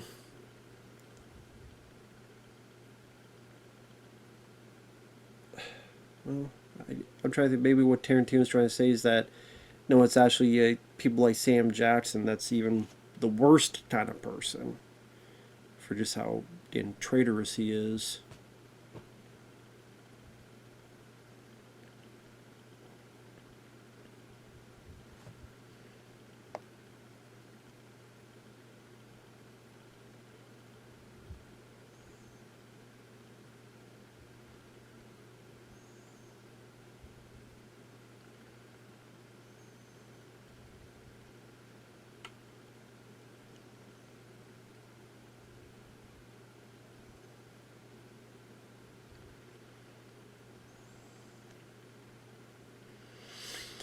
Definitely another character you truly want to see get killed in his comeuppance.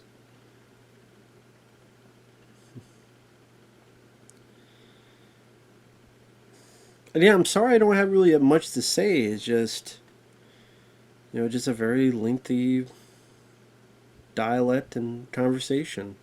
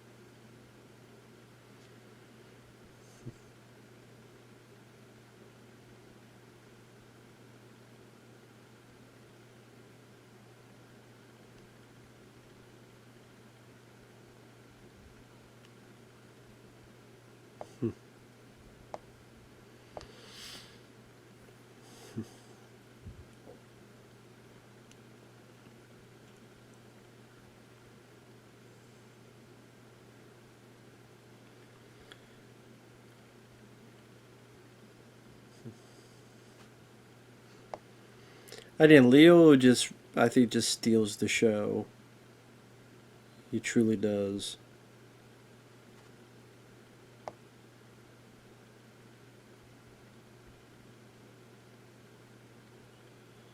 Like I said, just truly steals the show and just magnetizes looking at him. I also, a lot of time I'm being silent because I'm listening to dialogue because that's definitely a strong point for Tarantino is the dialogue.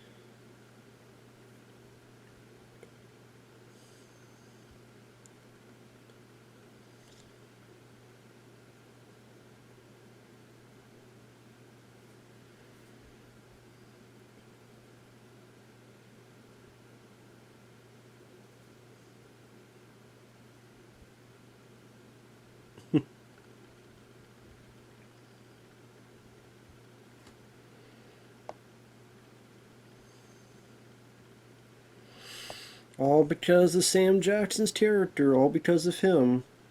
So while Leo's character is a horrible person, everything would have been fine if it wasn't for Sam Jackson's character.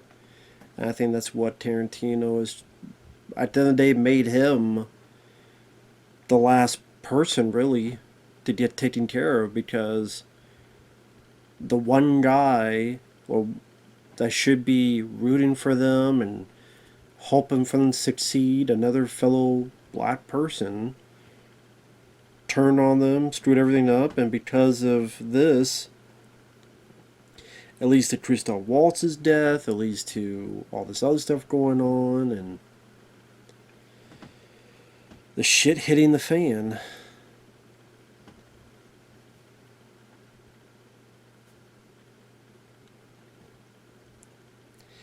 Like I said before, like the last, I don't know how long, at least 30 minutes or so, 40 minutes, it just felt like it's been so. And it's not like it's been bad, it's just. It's bits that if I was not recording, I would be fast forwarding and skipping some moments here and there.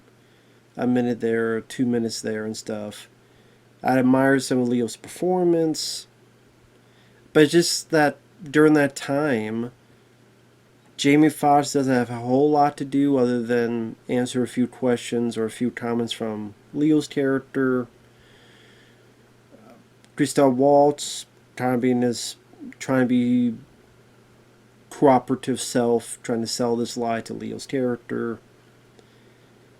And it's just only so much I could hear that before it's, it's okay, let's go on to the next portion of the film, so to speak.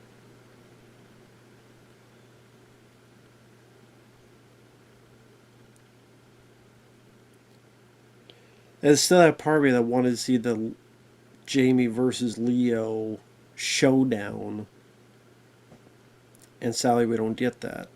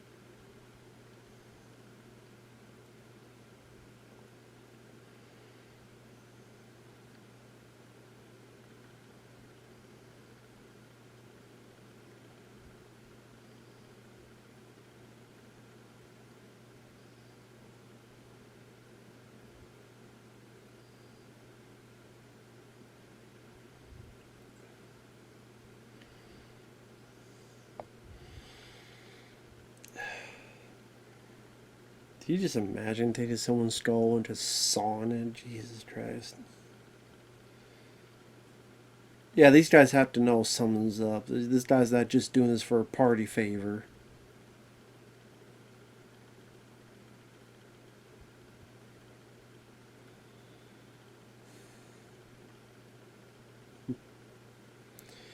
To imagine your skull, like, no matter how long you've been dead, someone just takes your skull and desecrates it like this. No respect, no honor, no nothing. For fuck's sake.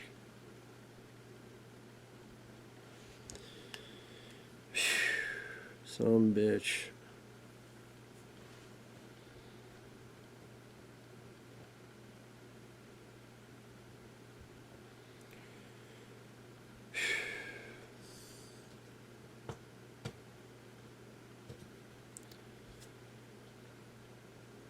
Leo is definitely selling the intensity of this, I'll give you that.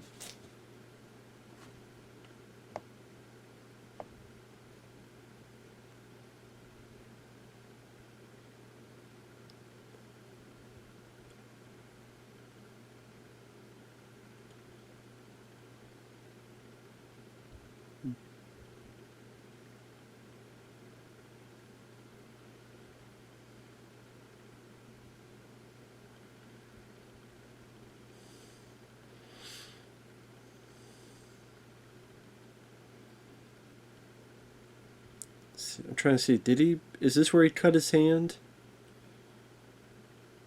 Yeah, he did. Yep.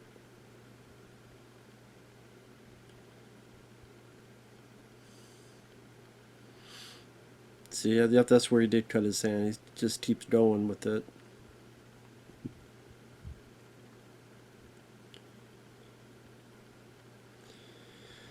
I guess the other people, they felt, well, this guy's not cutting it, so guess we'll keep going.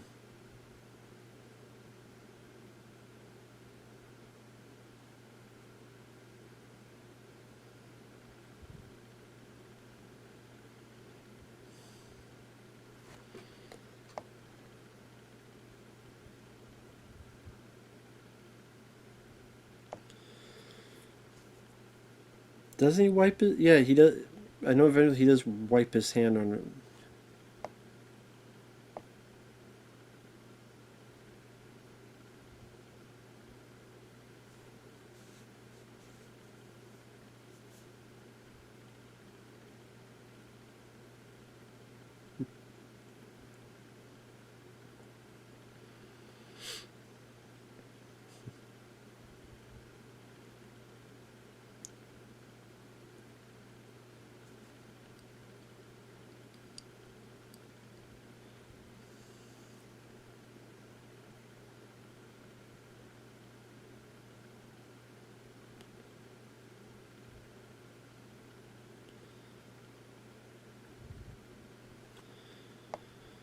So I'm guessing, like, when his hand was bleeding, obviously they would have cut the scene because this is a different angle, a different setup.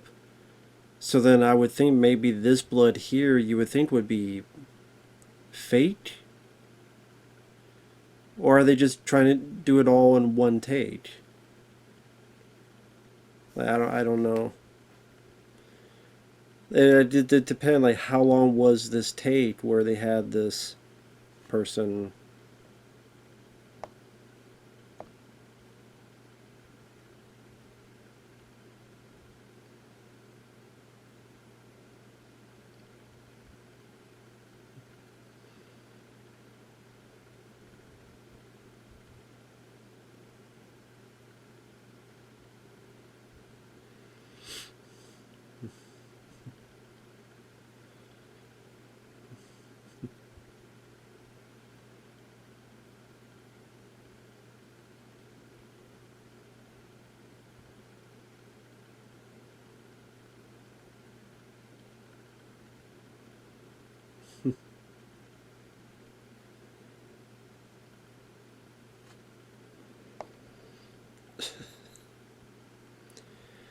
Leo sold the shit out of that scene.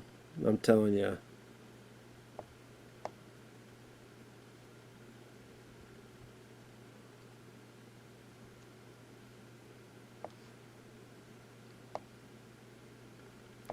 I mean, as weird as it sounds, he is a businessman and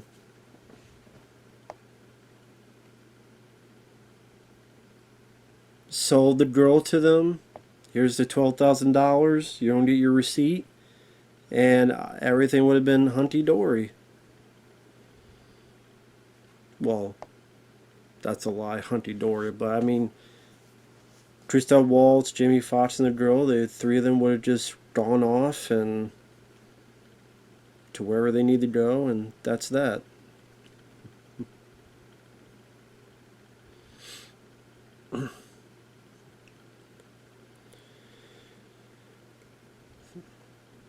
Isn't it like it comes down to he wanted Christoph Waltz to shake his hand?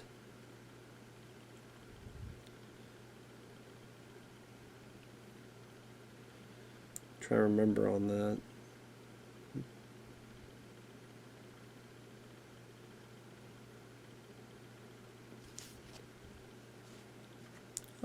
Here's Christoph Waltz contemplating what he saw and what he witnessed. I kind of appreciate they put that in there to get Christoph's mindset for what he's about to do.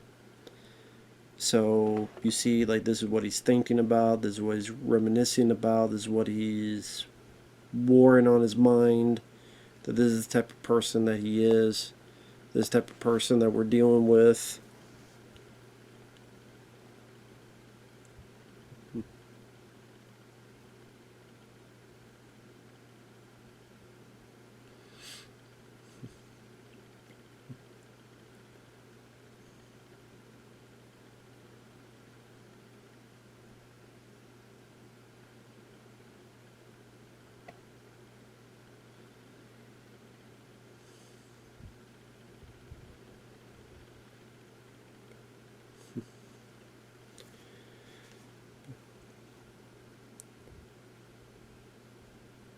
This is going to be sort of his showcase of power, of who's in charge, who he is, and everything in between.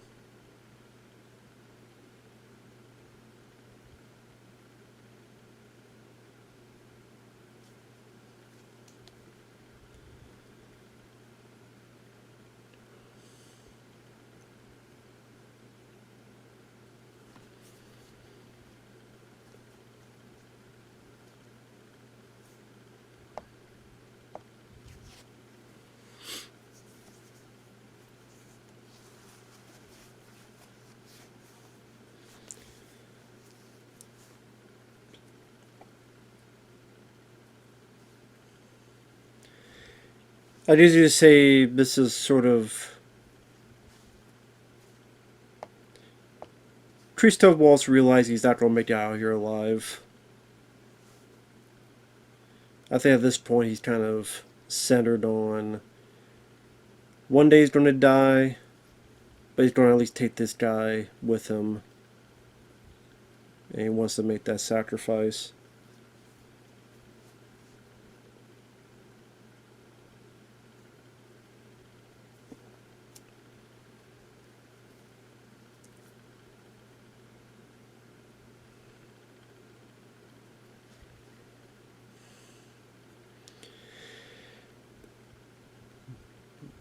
Granted, a party is thinking, well, could he possibly be sealing the fates of Jamie Foxx and the girl as well by doing this? So, in a way, isn't that a selfish thing to do because he's putting his own thought process, his own morals? Like, you can understand his thinking, but at the same time, this could result in the two of them dying and his, I don't know, imperfect, well, understandable, and I don't know. Maybe that's the point, is that for all this time he's the one telling and teaching Jamie Foxx to calm, to be calm, to just not lose it, not lose your cool, and then lo and behold, he's the guy who does it. He's the guy who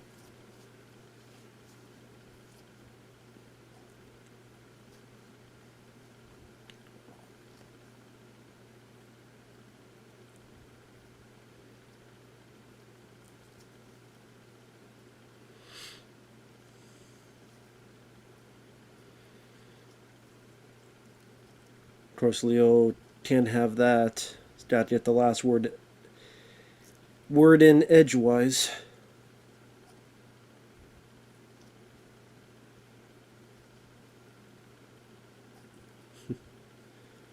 I just appear I just to be fair, he was ready to leave at this point.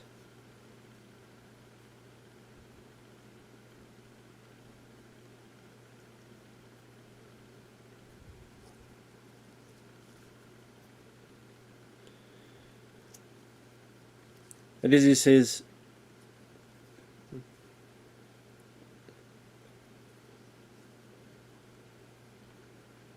this is a dip measuring contest in a way.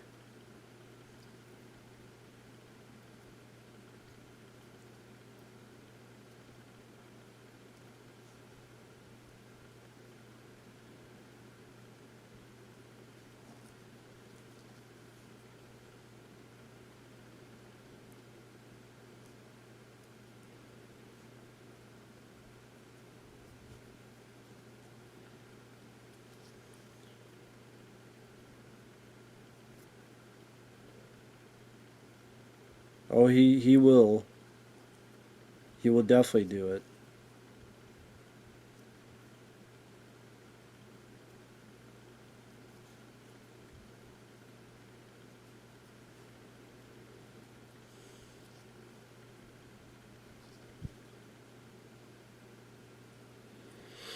He means it.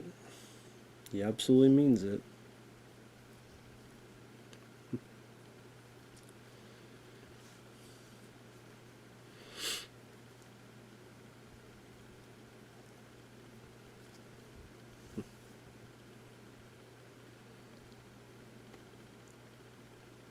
Pretty much a big sense of power. Oh shit.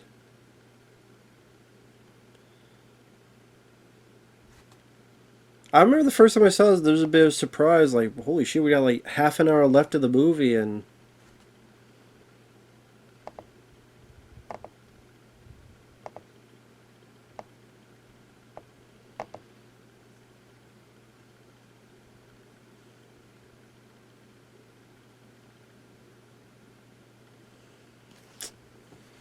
there you go. As he puts it, could not resist. There you go. Ooh. See, this is what I'm talking about. These are just great gory hits, blood spraying everywhere. So damn satisfying. Ooh, shit. Like that right there, man. Just I love like just the gushy, gory blood hits, man. God, that gives so much more impact when you see that. Not CGI or not doing it at all. Blood squibs. Lo and behold, Tarantino knows to do fucking blood squibs. God forbid. Because they give much more of a fucking visceral impact. They still hit the dead body, goddamn.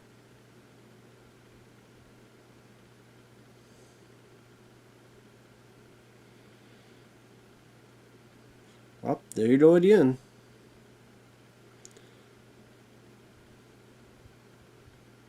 Fuck. Ooh, right in the head. God damn.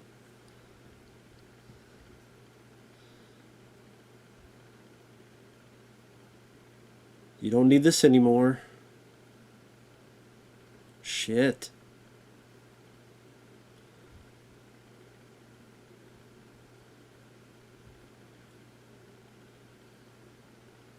Ooh, damn.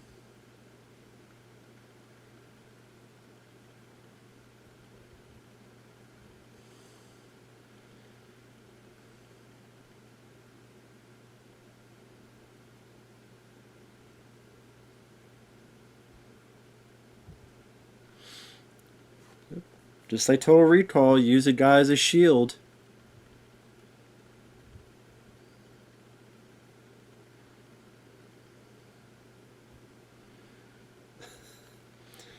Gotta be turned to damn meat puppet.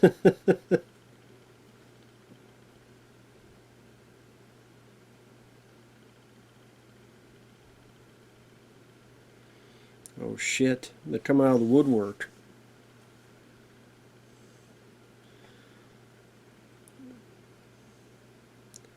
And talk about some satisfying stuff here, man. Goddamn.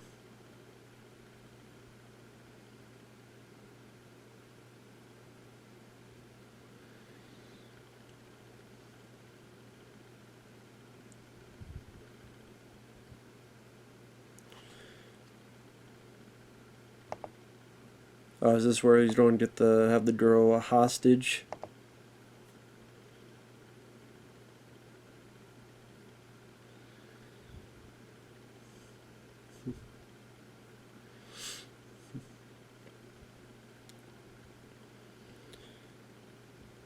Yep, it is. Ah, and Walton Goggins, of course. all led by Sam Jackson's character.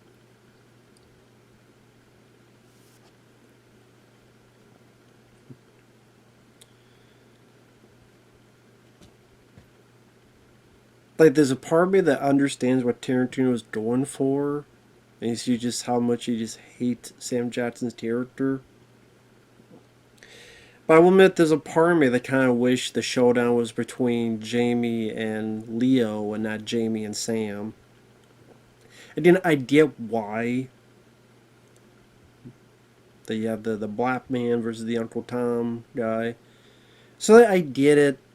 I tell you, I just that Leo was such a show stealer that it's sad that he's gone for the third act of the movie. Maybe that's why he just was such an effective villain character that you wanted to see this showdown between Jamie and Leo. At least I did. I'll speak for myself. So, but man, that scene was epic. Just the amount of like blood squibs and paint the walls red and all done practical in camera. Why can't we have more stuff like that? It can be done. I mean, I know this was 12 years ago, but it can be done. Tarantino knows that. But goddamn, other people can't for some reason. Now, granted, I know they didn't have the budget that Tarantino, but that budget was not just for the squibs. It's for all the other stuff and for being almost 3-hour movie, and the actors' salaries and things of that nature, building all these sets and. But anyway, yeah, this is where he's going to be caught. You think that they're going to kill him, and then the mining bit. Yeah, this is where it's going to be a close call where they think of castrating him. That's right. Slowly remembering this bit now.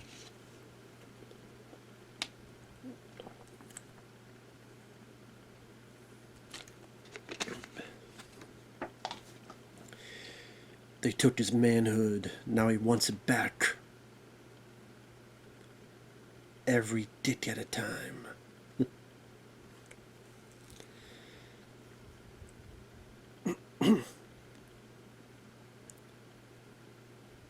They mentioned Zoe Bell. Did I just completely miss Zoe? Maybe I did completely miss Zoe Bell. I did see one lady that had a mask on, but I don't remember where all that was about, So I might have completely missed all that.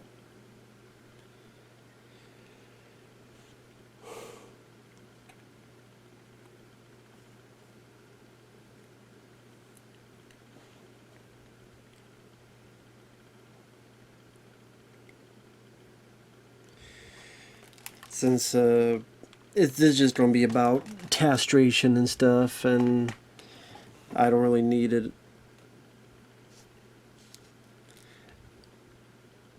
In fact, I gotta do some real quick. I'll be right back.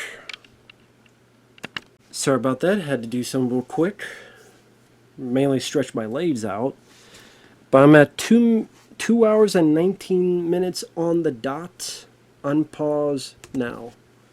I put the headphones back on a bit, but it's pretty much just Walton saying, "I'm gonna cut your nuts off, boy," and then last man being, "Nope, he's been sold to the mines. Not today. Not today. It'll be sold to the mines, and you can't have a guy work who's got no nuts."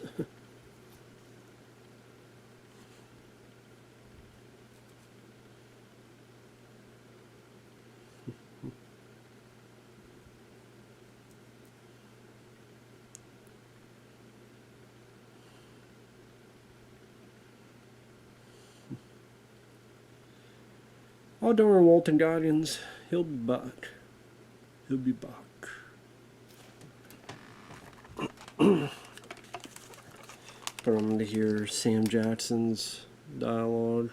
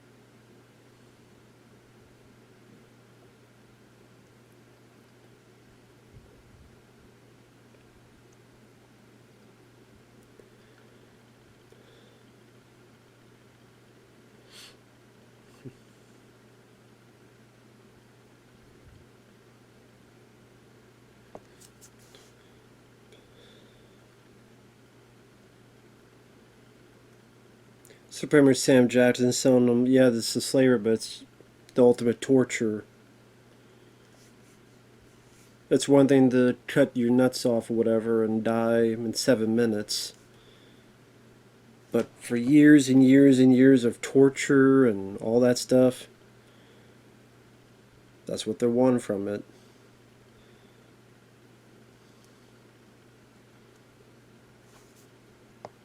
I say that because at least it brings a sense of understanding of, oh, of course, you can't do that because he's the hero. He needs to live to the end of the movie.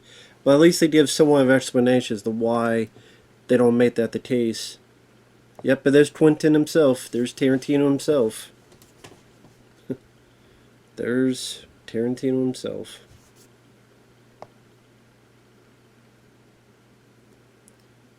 And they did mention if he taught sass, they'll cut his tongue out.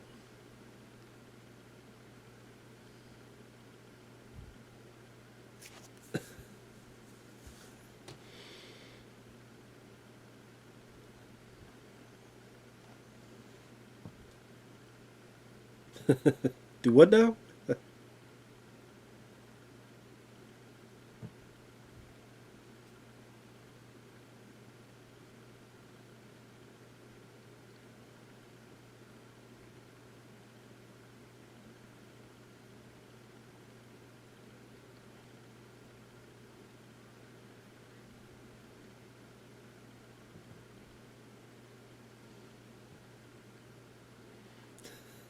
Fact that Tarantino's trying to be Australian.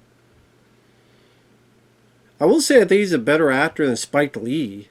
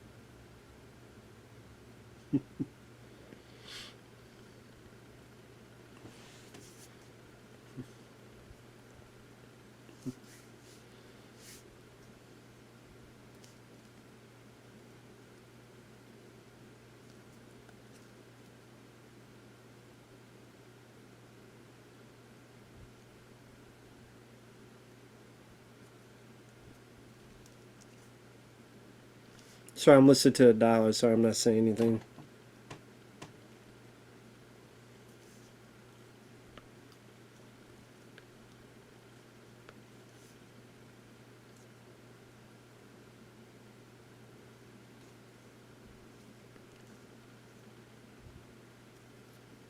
Yep, there's Michael Parks. There's John Jarrett from Wolf Creek.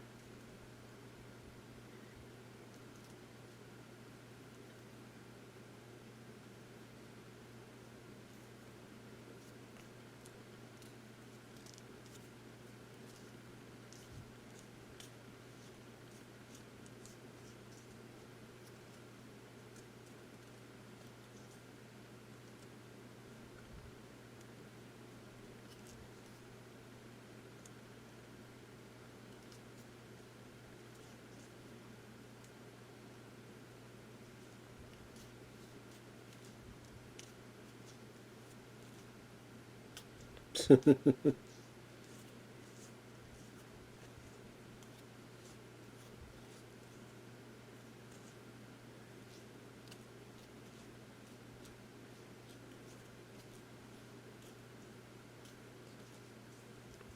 to see Michael Parks in there. May he rest in peace. Always a good actor.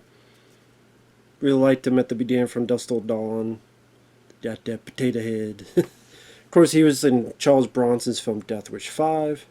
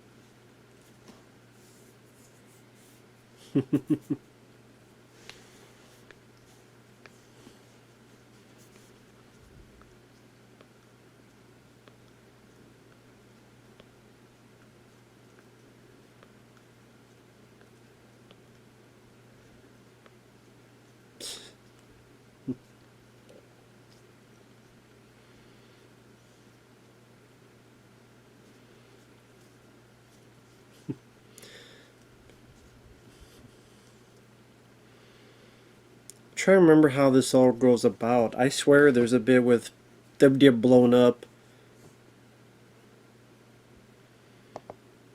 But I'm trying to remember the details of it.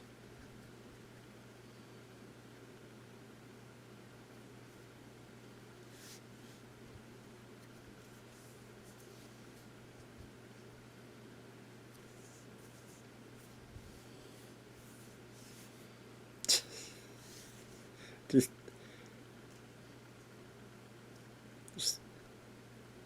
something about this with the dynamite. Yeah, I know there's something about this.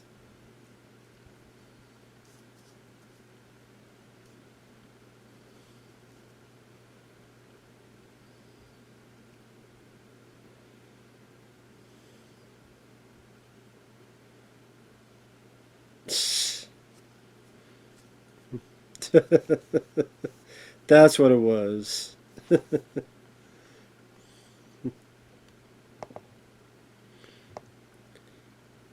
Dude, that's the thing, like, these guys are so fucking stupid and dumb. They give this guy a fucking gun, not thinking he's gonna use it against him.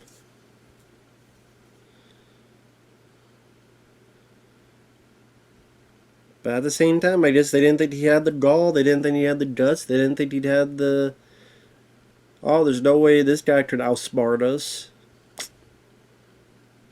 So there you go.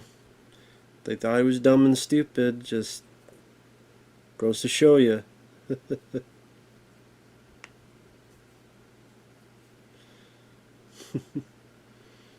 Took their sorry ass.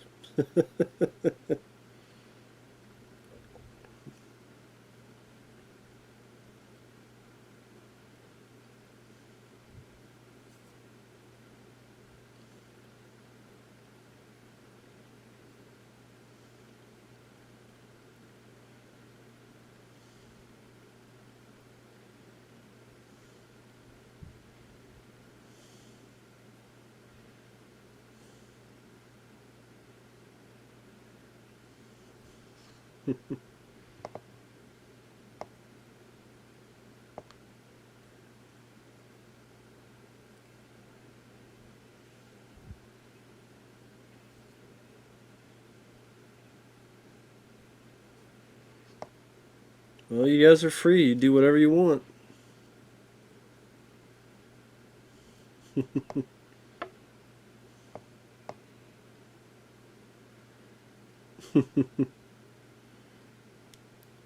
I do like that little push in with the smile. Fully understand what this guy's about, what his deal was all along. To take these guys down. Didn't need any dialogue, didn't need any words, just a push in, a look, a smile. That's all it is to tell that story. That's all you needed.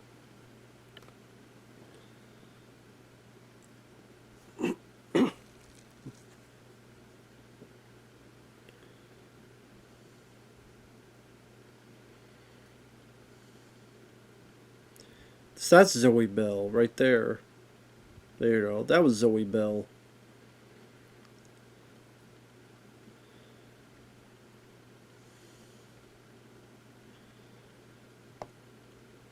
So I was wondering if I missed her. So yeah, that was Zoe Bell right there.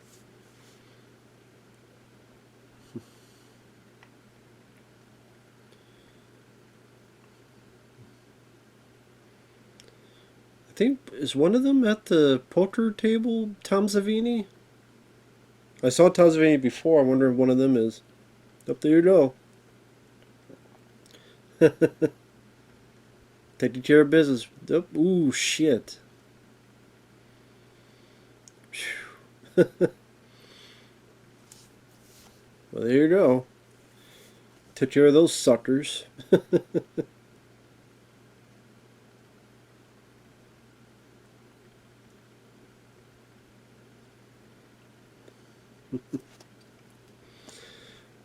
Tell me what that happens. It gives you the bloody satisfaction.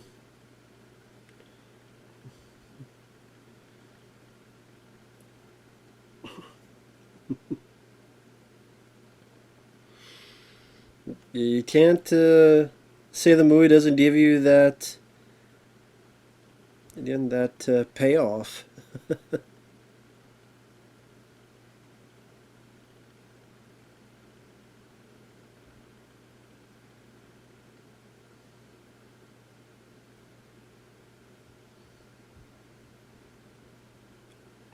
Oh, that's Christoph Waltz. Yeah, I think so, yeah. Yeah.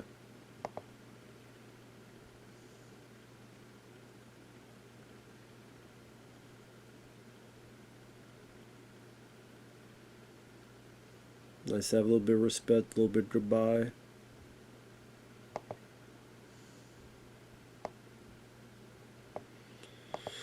At least have a little bit of something, some final moment between those two, even though he's dead. So that's a nice little scene to have in there. At least some kind of final moment.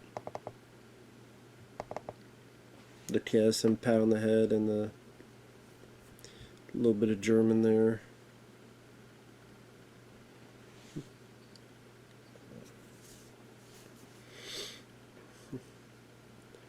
Like I said, I like the opening of the film and I like the ending of the film.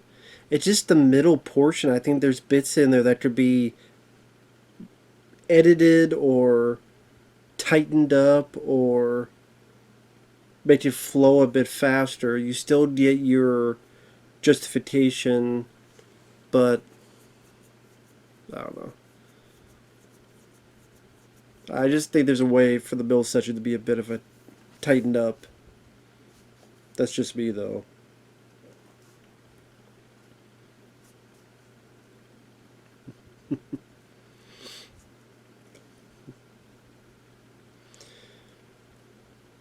I do like that shot. It's all in silhouette.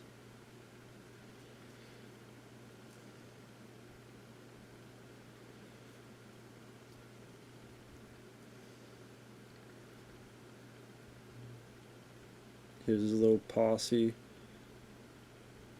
I don't know why these shadows remind me of the damn trailer to Ronin, Robert De Niro film, where you see their shadows and then it turns to the title Ronin in the trailer for that film.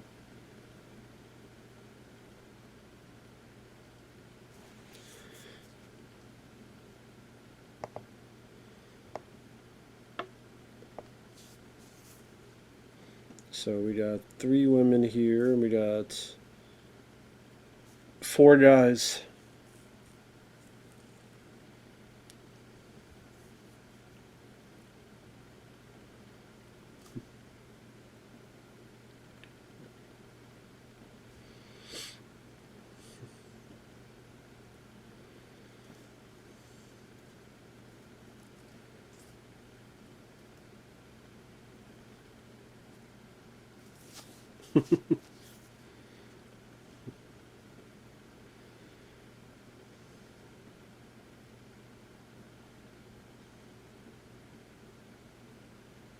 Ooh, nice shot there. 3-piece in the biscuit. There you go.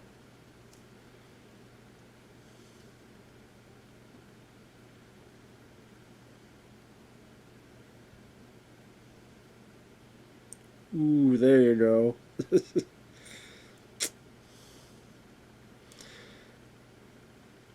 Does that mean you'll bleed out in 7 minutes?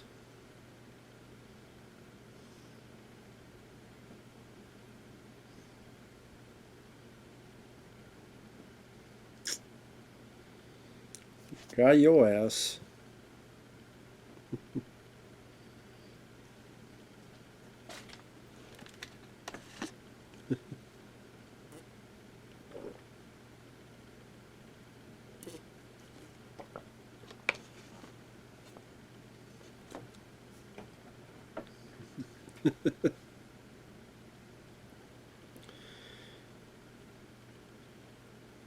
Oh shit. Forgot about that. I forgot about the shot. It just like obviously they had a wire and they pulled her like that. I mean I forgot he shot the lady. Damn. I forgot about that, but hey, equal rights, equal fights, equal blots of equal shots. There you go.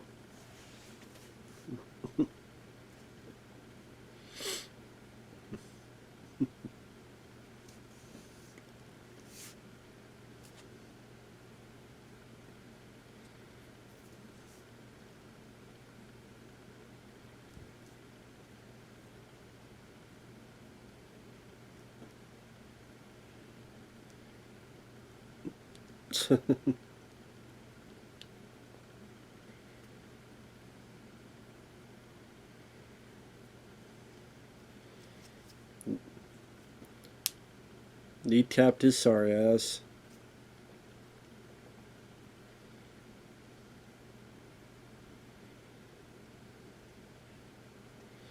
Ooh, there you go. And another.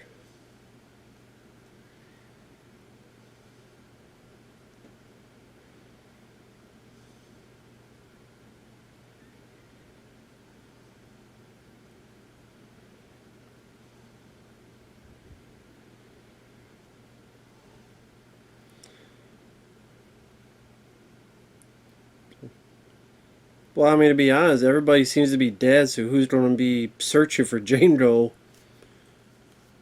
Kind of killed them all.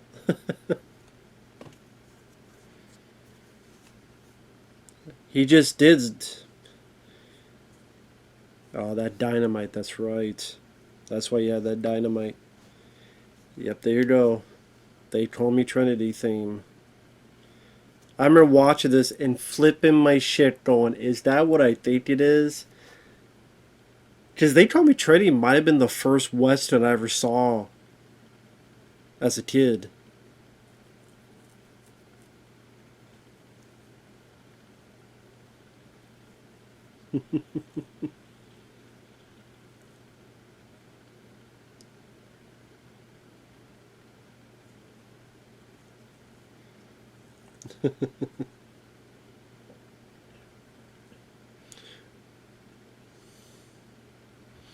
Such a perfect song to end this movie with.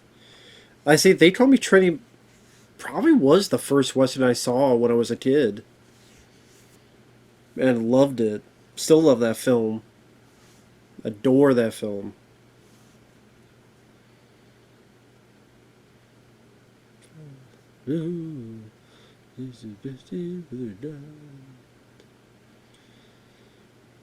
Cock of the West. Two is the best. 45. I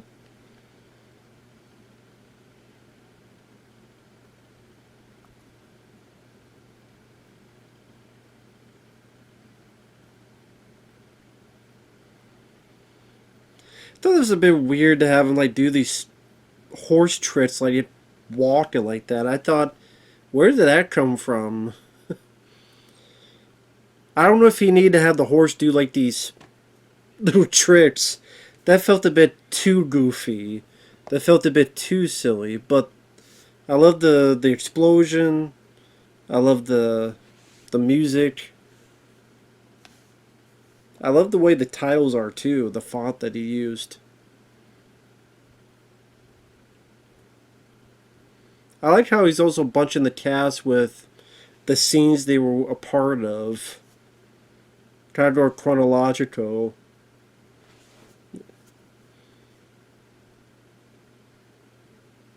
The Tractors, Tom Savini, yeah, Zoe Bell, Robert Carradine, Michael Parks, Tarantino. Got blown up. That was a pretty fun scene. And there you go. That is Django.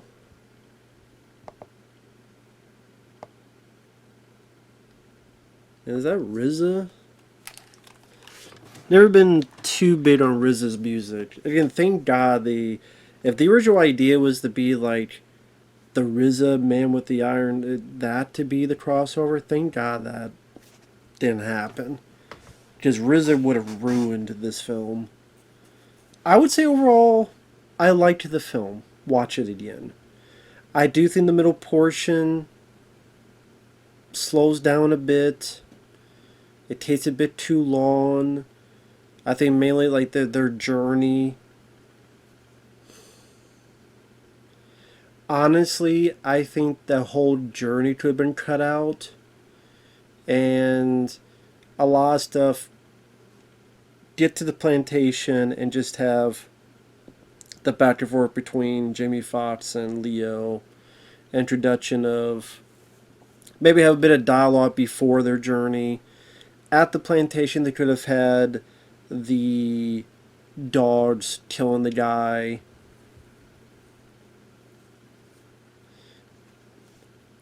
But yeah, it just felt a bit too slow in the middle for me.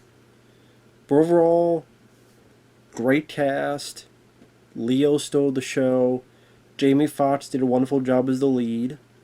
He had the right presence. He had the right mannerisms. He was stoic when he needed to be. When the action scenes happened, they were badass. Big practical blood squibs, wonderful explosions, a lot of it done in camera, for real. Great work by the stunt people here. Some nice musical choices, especially the Trinity song at the end. I love that. Beautifully photographed and 35mm. Overall, I do like the film. I do like it. So, there you go. I do like the film. With that said, thanks for watching. Take care. We'll see you guys later. And before I get into, I don't think it needed to be 2 hours and 45 minutes. I really don't. I think there's 30 minutes that are going to be shaved. You shave off 30 minutes somewhere in the middle, I think that would have been fine enough. At least to me. But with that said, thanks for watching. Take care. We'll see you guys later. Thanks once again to Shawn. And bye-bye. Later.